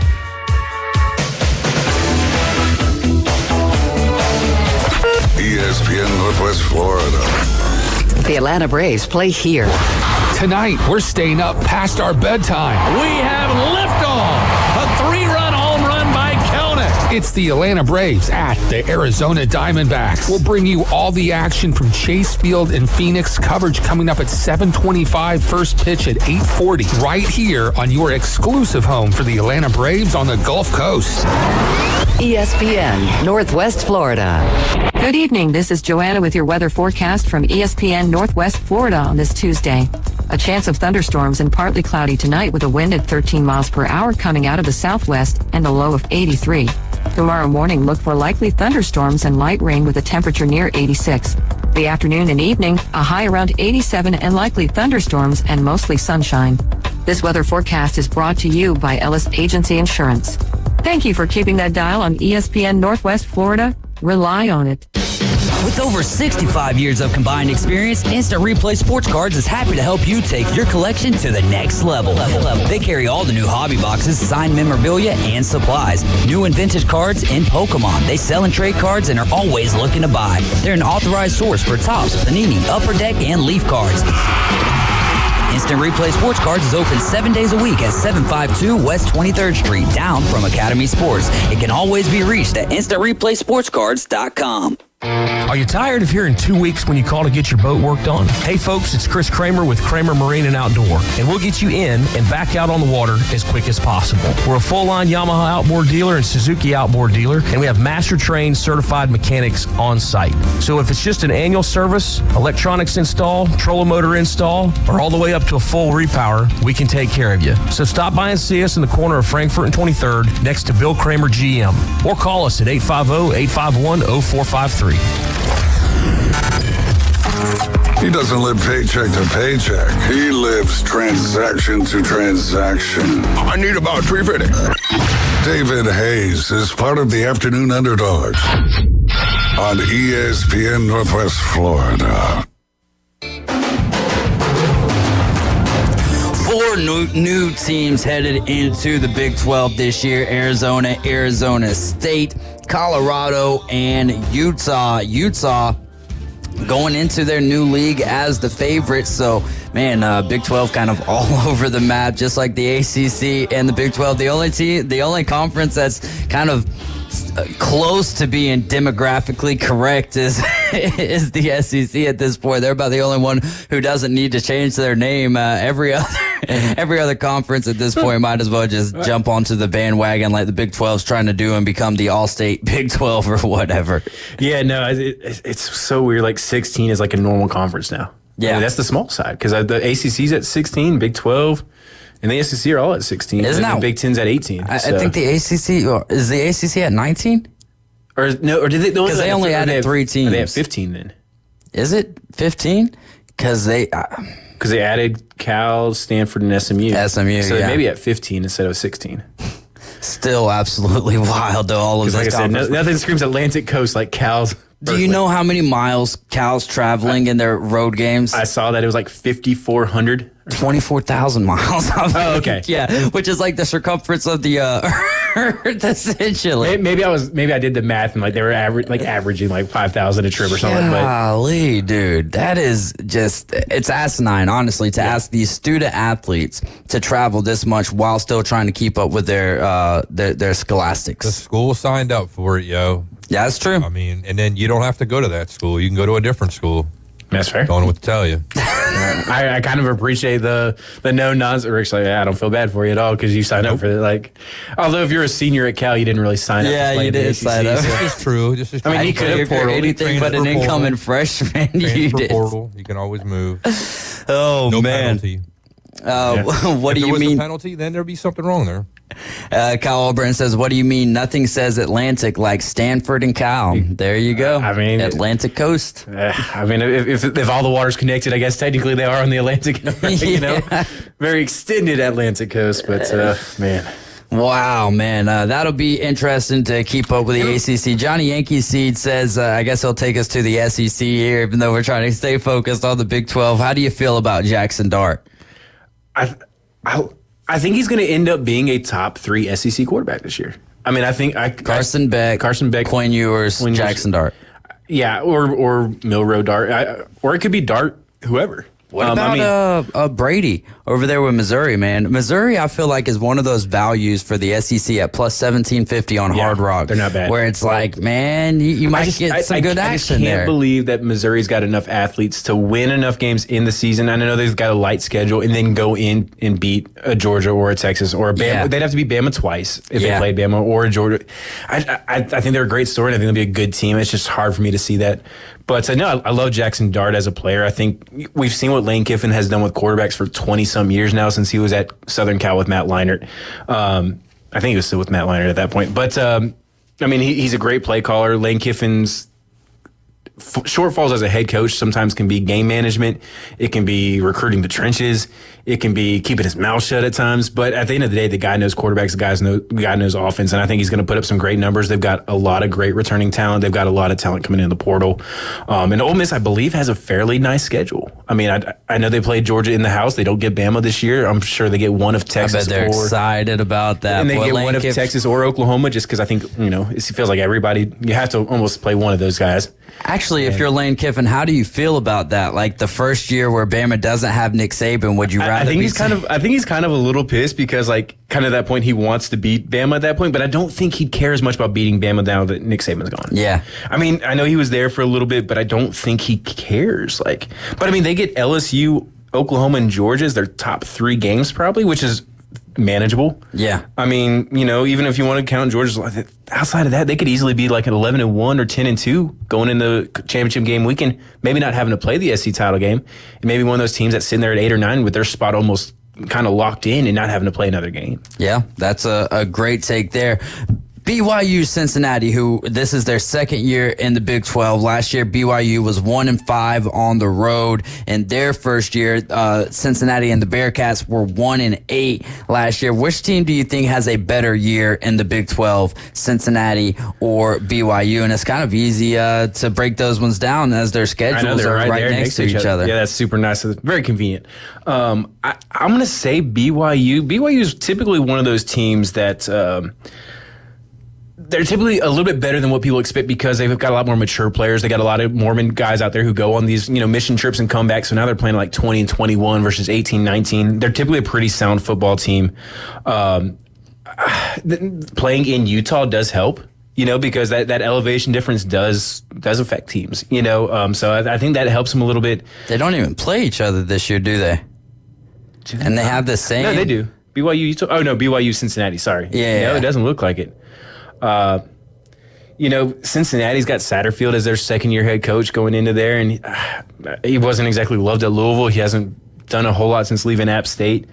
And Cincinnati's just one of those programs that had such high expectations after what Luke Fickell did, you know, 2 years in a row, taking him to the college football playoff in 21. And I would bet on BYU if I had to. And kind of looking at the schedule, it looks a little bit more manageable. You know, Cincinnati's playing Pitt out of conference. BYU's playing Wyoming. You know, that's a little bit easier game there. Looking at their Big 12 games, I don't think it'll be a huge difference, but if I had to bet on one of them being the better team, I'd probably go BYU today. I like that too, and I would say that it's going to be Cincinnati up until their second bye, which comes November 2nd, because Cincinnati and BYU do share the same bye weeks. Yeah, October 5th and November 2nd. But I think that final stretch for Cincinnati with West Virginia, Iowa State, Kansas State, TCU, maybe you're only looking at one real ideal game that you can peg as a win there. Whereas for BYU, you start off after the bye week on the road at Utah, which is a tough place to play, but then you get Kansas,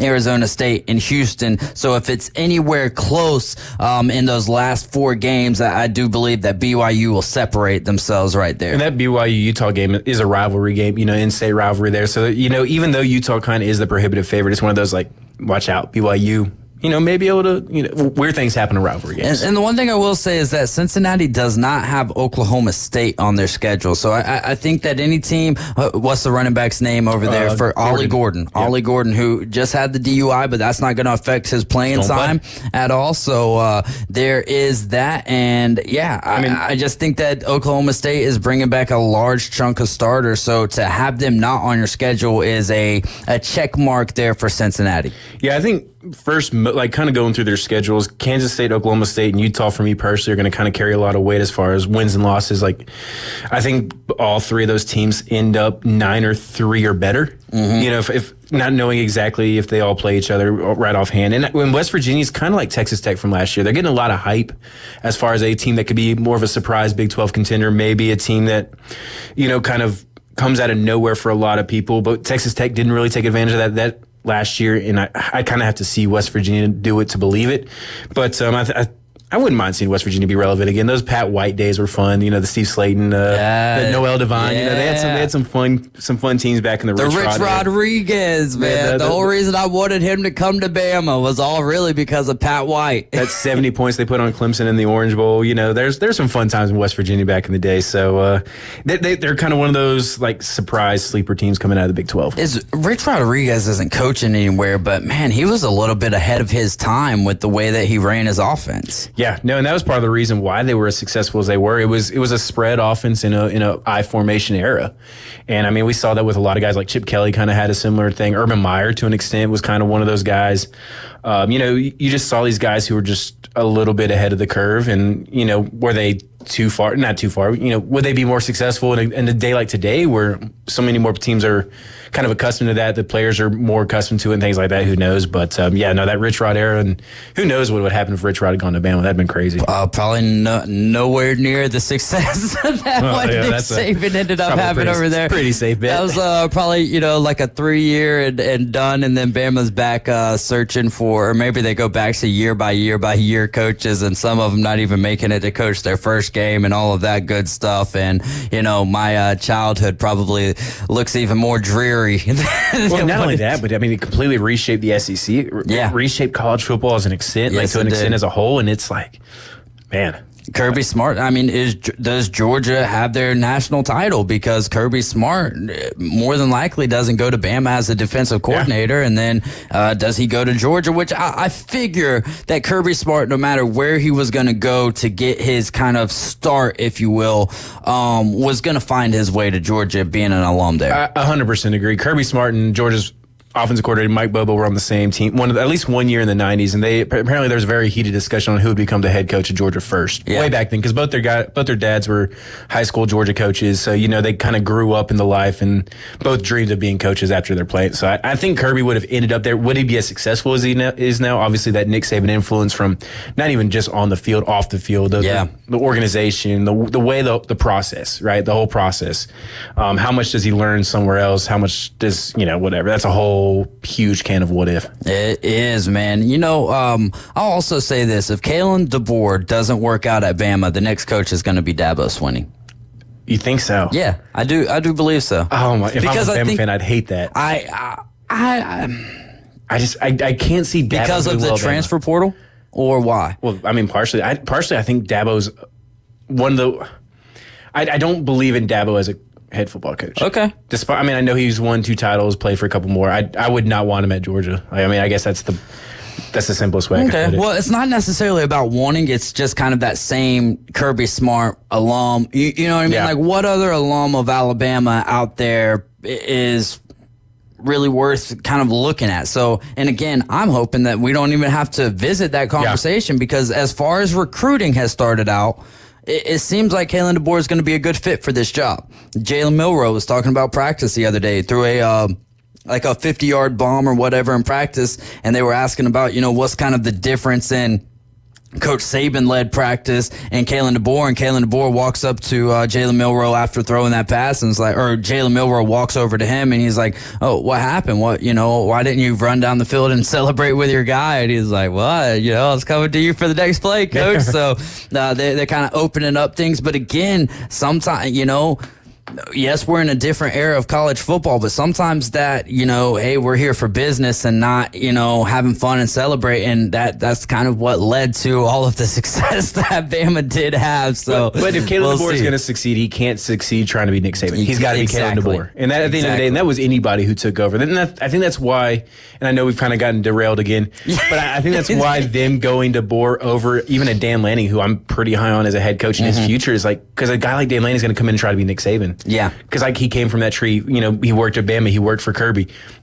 You don't want that if you're trying to replace Nick Saban, because you can't replace Nick Saban being Nick Saban. You got to be your own guy, and going someone completely out the tree, completely different, philosophy. He's an offensive guy versus a defensive guy. Right. I think history will show in 5 years if it was a good move or not, but I think it was the right move, regardless if it ends up being the best move. One thing that's also interesting, on both sides of the ball, you have co-coordinators. So you've got co-coordinators on the offense, co-offensive coordinators and co-defensive coordinators. So that's going to be interesting as well. But it seems like, responsibility is going to be shucked between a bunch of different people, which could be a good thing. In co-coordinator typically is a title thrown out there for pay purposes. Right. So, internally, the staff knows, X guys in charge. And the co thing is typically just for the paychecks. Let's go through some of these Big 12 teams and just go contender or pretender. Contender or pretender, because what we're going to do is during the week, we're going to go through, not live on the air, but we're going to go through and we'll pick each and every game, and then we'll kind of come back next week and talk about some of the games that we struggle with, some of the games that, we won't talk about the games that were easy, and then we'll just go through our rankings of the Big 12, and then we'll get started on the ACC. But we'll start here with Arizona. We'll go through team by team, and myself, Caveman Rick, and Tyler Bishop will give their answer. So we'll start with you, Tyler, and we'll just go through alphabetical order here. Arizona, contender or pretender in the Big 12? This would be such an easier answer if Fish had come back instead of going to Washington. Yeah. Because they'd be an easy contender. They've got arguably the best quarterback wide receiver duo in the conference, and that's including Colorado. Yeah. People don't realize, I think, what Arizona has over there in those two guys. What's our criteria for contender here? Top 4, top 5? Yeah, I'd say come the last week or two of the season, do they have it? Are they in it? I mean, obviously, two of these teams could be undefeated and they could be 10-2, and we know at that point they're out. But I think if you're only one game out, kind of going into the last weekend, I think contender's pretty easy to tell once we're there. Yeah, gotcha. It may be hard to kind of explain right now, because if you're 8-4, but the best team's 9-3, you're a contender. That's true. So what record do you think wins the Big 12 this year? Because like you mentioned, the non-conference schedule really isn't there for them. It's not difficult. I'm going to say 10-2. I think if you're 10-2, you have to feel really good about winning the conference. Okay, I like that. Because, like I said, I don't think there's a national title undefeated caliber team. No undefeated team. Best shot at going undefeated. I know that's kind of tough. I'm just going to stick with the favorite of Oklahoma State. I'd say probably Utah. Ooh, but Oklahoma State does have Arkansas.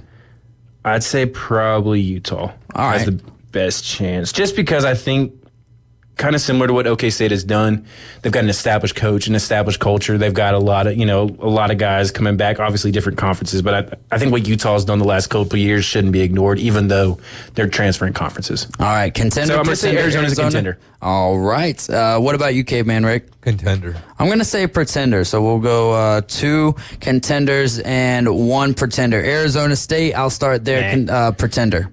Pretender.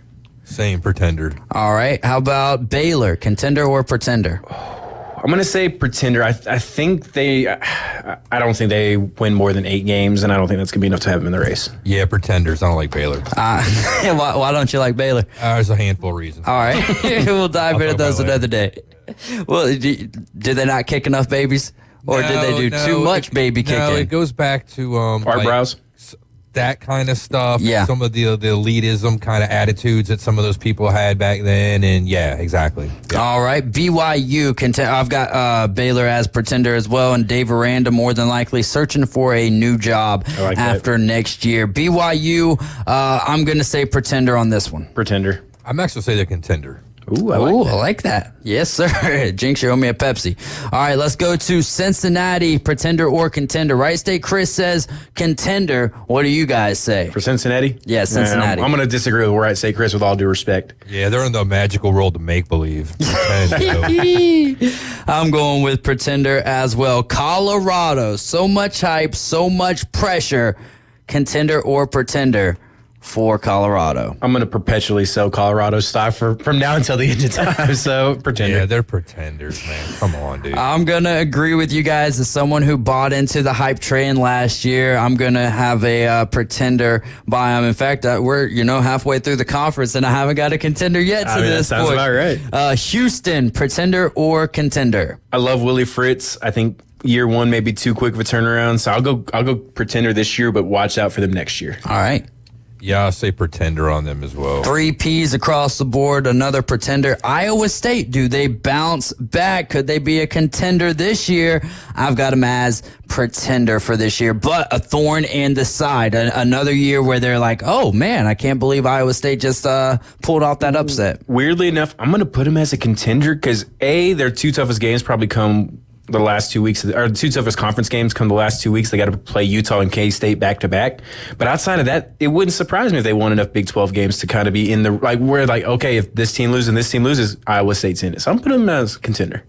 Yeah, me too. I think it's a tough place to play in their home stadium. So later on in the season, they need some wins that'll help them out. All right, so we'll wrap this up when we return. You're riding with the Afternoon Underdogs right here on ESPN Northwest Florida. Quick timeout. We'll be right back.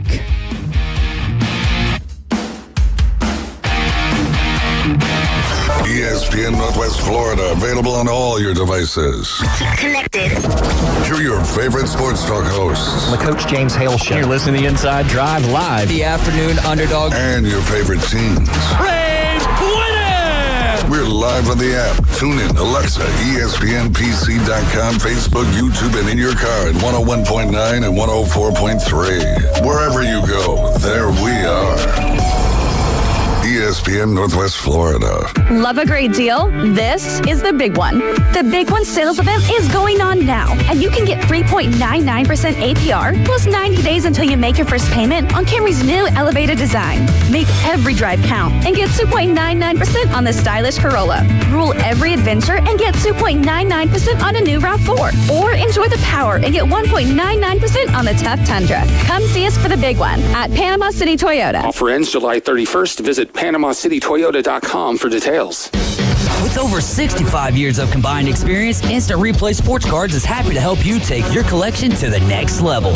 They carry all the new hobby boxes, signed memorabilia, and supplies. New and vintage cards and Pokemon. They sell and trade cards and are always looking to buy. They're an authorized source for Topps, Panini, Upper Deck, and Leaf cards. Instant Replay Sports Cards is open 7 days a week at 752 West 23rd Street, down from Academy Sports. It can always be reached at InstantReplaySportsCards.com. We don't sell the steak. You can stir this all up. We sell the sizzle.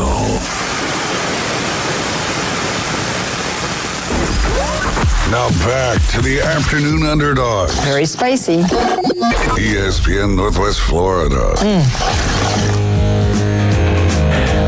Can't do nothing without them either. You're riding with the Afternoon Underdogs. Don't forget your Atlanta Braves right here on ESPN Northwest Florida. 7:25, a little late coverage start. And then the first pitch tonight, 8:40. You got Chris Sale going for the Bravos and Zach Gallion going for the Arizona Diamondbacks. The Braves on ESPN Northwest Florida, sponsored by Panama City Toyota, Reliable Hydraulic Solutions, Ellis Agency Insurance, and Best Way Portable Buildings. Our next ticket giveaway is going to be coming up next month sometime. We're going to be giving away some games to late August and then early September, I believe, as well. So Look forward to giving away some more tickets. Man, we have given away a lot of tickets, and I feel like every time that we've sent people to the games this year, they've lost. Actually, no. When we sent people to the Pirates game, they won that one. What's that? Turn your mic on. My bad. This past Friday, right? Yeah, but the last Friday they lost to the Phillies 8-6. Yeah, you just wanted to. Oh, did you do that on purpose? My bad. Kicked another baby. Oh, my goodness. Oh, and I'm the baby that he just kicked right there. All right, we left off talking pretender or contender of the Big 12, and we left off with Iowa State. We're going to move on to Kansas, who the last 2 years have had significant amount of success for Kansas as a football program underneath Lance Leopold. What about this year, pretender or contender for Kansas? I'm going contender. I mean, they play K-State, but they avoid OK State. They avoid Utah. I think they're a team that could go like 6-2 in the Big 10 or Big 12 if everything went right, and that puts you probably firmly in a hunt come week November 23rd, November 30th. Kind of don't know where to go. Kind of a coin flip. Didn't they have an injury to their quarterback last year, and then they had that backup kid? Oh yeah, what was Bean the back? or something? Yeah, Bean. There you go. And played pretty good. So I'm kind of conflicted here. I don't know what to do. You know. He sure could flick that football, man. So, give me contender. Contender? Since I'm like sitting on the fence. All right, I'm going to go with pretender just to keep my streak going, and hopefully nobody's contending in the Big 12. It's just going to be, we're just writing them off this year.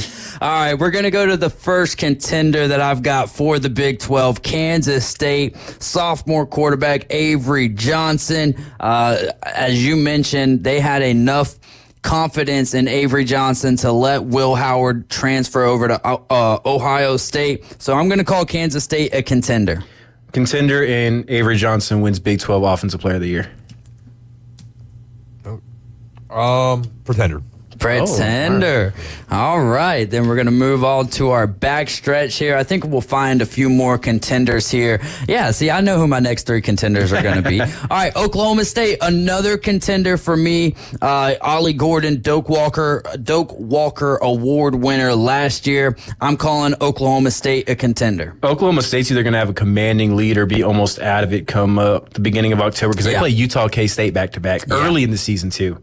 So I mean that's going to be a tough stretch for me. They come out of that on the right side. They're coasting clear, but I got them as a contender. Yeah, I think they're probably like one of the best teams here in the conference. They're a man. They're like 50 or something. TCU.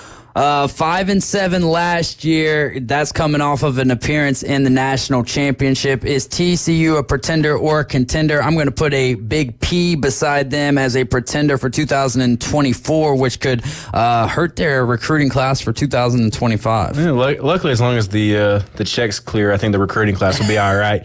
But I'm putting pretender. I got to see Sonny Dykes be able to replicate what he did in 20. And not to that extent, but he needs to show something before I believe in him again. Yeah, pretenders. All right. And then we'll move to Texas Tech. I don't know much about them. Third-year head coach Joey McGuire going to be at the helm this year. They've got two of their final 3 games at the house. I'm going to put a pretender beside Texas Tech, but it's more for me an unknown. Like this is one of the more unknown teams for me in the Big 12. I'm going to sell them as well because they kind of had the dark horse hype last year. They didn't live up to it, but they do avoid some of the bigger hitters in the Big 12, so they may surprise a few people, but I'm still selling. For me, I'll say pretenders as well. I don't think a whole lot of them. Triple P, UCF. Oh, sorry about that. UCF for me, I've got them as a contender, man. KJ Jefferson, Randy Pittman, Gus Malzahn, and the Gus Bus, man. I'm going to hop on that Gus Bus this year, and I've got them as my third contender here in the Big 12. Agreed. I mean, their last 2 games are going to be huge at West Virginia and Utah on that Friday night down in Orlando. I think it's going to end up being a great atmosphere for them, and I think UCF has a legitimate chance to be playing in the Big 12 title game this year. And knocking off Florida. Oh, I'm going to see pretender on UCF. All right. I just don't believe in them. All right, I feel that. Utah coming over from the Pac-12. Cam Rising in his 7th year. Will he be able to stay healthy? I've got Utah as a contender. It's hard not to when, the Big 12 media polls got them as the number 1 team going into it as well. Yeah, I mean, Kyle Whittingham has been a just steady as could be guy over there. They're a really fundamentally sound team. They're not going to beat themselves. You're going to have to beat them.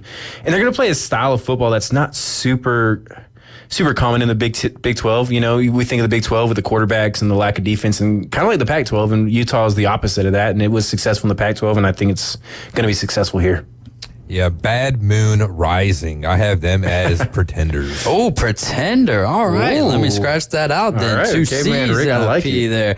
And then finally, we'll wrap it up here with West Virginia. Do we believe West Virginia to be a contender or a pretender? This is a wild card team for me. I think that they can out physical most of the teams in the Big 12 here. So because I only have 4 teams as a contender, and we're really talking about, you know, maybe top 4, top 5 teams here, I'm going to put West Virginia as my final contender here to maybe win the Big 12. I actually wrote down a C, and then I changed my mind. They've got to play Penn State and Pitt 2 of their first 3 games, then Kansas and Oklahoma State their next 2. Yeah, tough. I could see if things go bad, it could get real bad real quick. I think for them, and they play K-State after that. So I mean, and at Arizona, like that's They got a tough schedule. I mean, those first 8 games for them are not going to be easy, and I could see it getting bad. Their Final Four pretty manageable, but I think they're going to be out of it at that point, and they could end up dropping 1 because their coach gets fired or whatever. Yeah, I don't see nothing out of West Virginia pretenders. All right. So how many pretenders? How many pretenders and contenders did you have? Just contenders. Give me the contenders. I had 7 contenders. 7 contenders. I got 5 teams contending. Caveman Rick, how about you? That was what 7 contenders, 9 pretenders. I got 5 contenders. Okay. 5 contenders. There you go. That's not too shabby. If West Virginia takes care of business and beats Penn State week 1, James Franklin, does his seat start warming up a little bit? It's got to. Because if they're losing to West Virginia, they're probably losing to Michigan and Ohio State, assuming they play both of them. And then Isn't it already kind of warm? Would you? I don't know. He got that extension a couple of years back with the whole Lincoln Riley going to USC because he was a huge name for that job. Yeah. And then so they gave him an extension. I don't know what his buyout's at, but at a certain point, it's like Penn State hasn't been a team that thought about winning the conference in some time. So I mean, they just like to have their wideouts. I just kind of think like anybody else, you're going to kind of get patient. So they miss out on Michigan, which I mean, Michigan's maybe rebuilding, so whatever. But I mean, they get Ohio State at the house. They play Southern Cal on the road, and they play Washington. Their schedule is super manageable, so they could probably lose to West Virginia and still go 9-3, 10-2, and wouldn't be super surprising.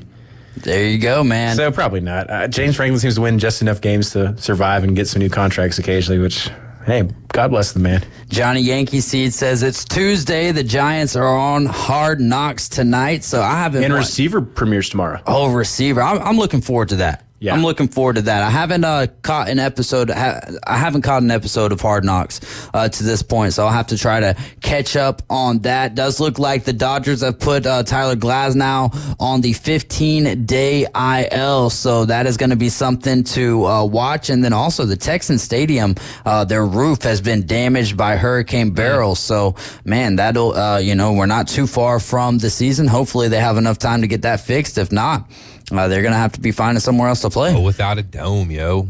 Man, so there's a quote from Gundy today, just because we're talking about the Big 12. It's just so perfect. Mike Gundy talking about Oklahoma State star Ollie Gordon's DUI is crazy. He said, "I've probably done that 1,000 times in my life." Mike Gundy said that at the media days. Not a smart thing to say. That's not the quote I would have put out there about the situation. I'll take things you shouldn't say for $1,000 there, Alex. Oh my gosh, but man. It just goes and shows you how out of touch people are nowadays. Yeah. These guys that walk around that they're just in the town that they're living in, a lot of these college coaches, I mean, they literally walk on water. Yeah. And maybe he did qualify that after the fact, when I was a young kid, and maybe he did expound on it, but the sound clip's out there, and that's just not say it. Even if it's true, there's some truths that you don't have to divulge in, right? Nope, that's one of those. I mean, who hasn't in so many? You know what I'm saying? So many people have. Why would that be something you kind of want to brag about, if you will, too? Well, I've done that 1,000 times.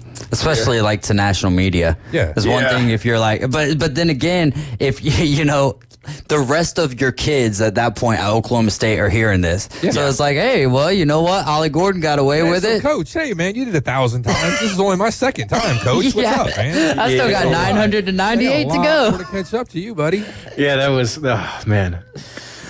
Josh Allen, the defensive edge rusher there for the Jacksonville Jaguars, is changing his name to his last name to Hines Allen, to pay tribute to his maternal side of the family and then other relatives who have worn Hines and Hines Allen on their jerseys. So no more, Josh Allen sacking Josh Allen. That's what I was going to say. I mean, cool if he's really doing that. Do you think he's really doing that just to kind of get away from Josh Allen? No. He's not doing it because of that. He's doing it because of the maternal side of his family. And actually, he's got like sisters in the WNBA, collegiate basketball, and they all have Hines Allen or just Hines on the back of their jersey. Right, So I hear you. I'm just saying. I think if it was just for Josh Allen, it would have been done by now.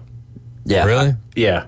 Because, I mean, he's already been in the league 4 or 5 years. You know what I'm saying? Yeah, Like, I but think I'm just still thinking now, like, he's made a few plays where he's intercepted them and stuff, and it's Josh Allen intercepting Josh Allen, and a lot of people love. But I get don't- him confused with the quarterback. But I think for him, it's pretty good for his brand for that whole conversation, because it keeps him in a conversation he may not have normally been Not if in. you got an ego and you want to be the only one, you don't want to share your name with Josh Allen. That's true. But in September, the Jaguars are going to host a jersey give back, Swap out. essentially. Yeah, swap out. That's And so, nice. yeah, that is pretty cool, man. I don't see why they don't just It's take like- the jersey and they just Redo the name, Yeah. the And I name have patch had on the back. conversations, David, where like, okay, somebody has a name like my last name, Nowalinsky, right? That there's nobody, not only on my team, but probably in the rest of the league with my last name. But I'm going to put the first initial of my name in front of my last name. Like, that's going to make a difference. Get the hell out of here, man. Yeah, you're going to have people try to pronounce you to work on the pronunciation of your name. Yeah, but I'm just saying, I mean, for people to do that, that's just gratuitous. DJ Uiagalelei said today that he's declined an invitation to attend the ACC kickoff later on this month. He put on his social media that he believes Florida State representatives should be players who helped the Seminoles win the ACC title last year. He also noted that he's attended the ACC media event twice while he was the quarterback at Clemson. I think this is a stand-up move to kind of get the trust of your teammates as well. It's a cool move. I think making a public display about it is an interesting way of going about something that's supposed to be Why like that. social media when that's locker room And he talk? signed it and everything else. Yeah. Like that was a whole weird. It looked like a retirement thing. I thought that's what it was when I first saw it. But it's a classy move by him. I can appreciate that. But again, the ACC countdown is supposed to be about the team coming up, not about the team last year. So like you're equally as part of the team coming up. Like I get his logic, but at the same time, like that's what media days are about. They're about what we're doing in the future, not the past. That's actually a good take on that, Tyler. No doubt, as you're always filled with good takes, and we'll give you a sick 'em go dogs, man. 7 more weeks, actually, 6 more shows until we're really talking college Oh football. my goodness, man, we're getting real close to actually talking about a game that's going to be coming up. Then we'll be talking about a game that happened, and then we're going to be talking about the games coming up that weekend. And then before we know it, it'll all be over. And Don't we'll talk be about like, that, Rick. man. There ain't no sports. Nobody asked you. I mean, that's how it goes, man. I Like know. week 1 comes around before we know it, it's week 10. I know, The man. Dogs going to beat Clemson by like 30 week 1. It's going to be crazy. Oh man, Dabo does his chair get hot with a third? Let's say they lose by 3 scores to Georgia. Tyler and Spartanburg ain't going to be happy, that's for sure. And then, then at that point, it depends on how he navigates the ACC at that point. But oh man, I cannot wait for it though, and really getting it started with Florida State and Georgia I think it's Tech. going to be a fun game. Florida State and I Georgia think it's going Tech to be a fun game. I hope so, but I think it could end up being, I'm going to say it's within 10 points. at the end of the game. At the end of the I game. think that it's a close game going into halftime, and then Florida State. The depth and everything. Yeah, possible. exactly that. Unless Florida State tries to take a playbook a play out of the Cristobal playbook, then I think Florida State handles them. I like 10 points. I think that if the spread was 13.5. I would take Florida State covering 13.5. I mean, and if it's like 10 with like 2 minutes left and they kick, or 7 minutes left, they score a touchdown at 17, that wouldn't surprise. I guess maybe 10 going into the fourth quarter. Yeah. Probably the better way to put it. Great stuff. Great Tuesday. Thanks to Max and Tyler, Caveman Rick. I'm David Hayes. We're the Afternoon Underdogs, and we're out. Your Atlanta Braves coming up at 7:25. Paul Feinbaum up next. Till then, just remember, Jesus loves you, and so do I.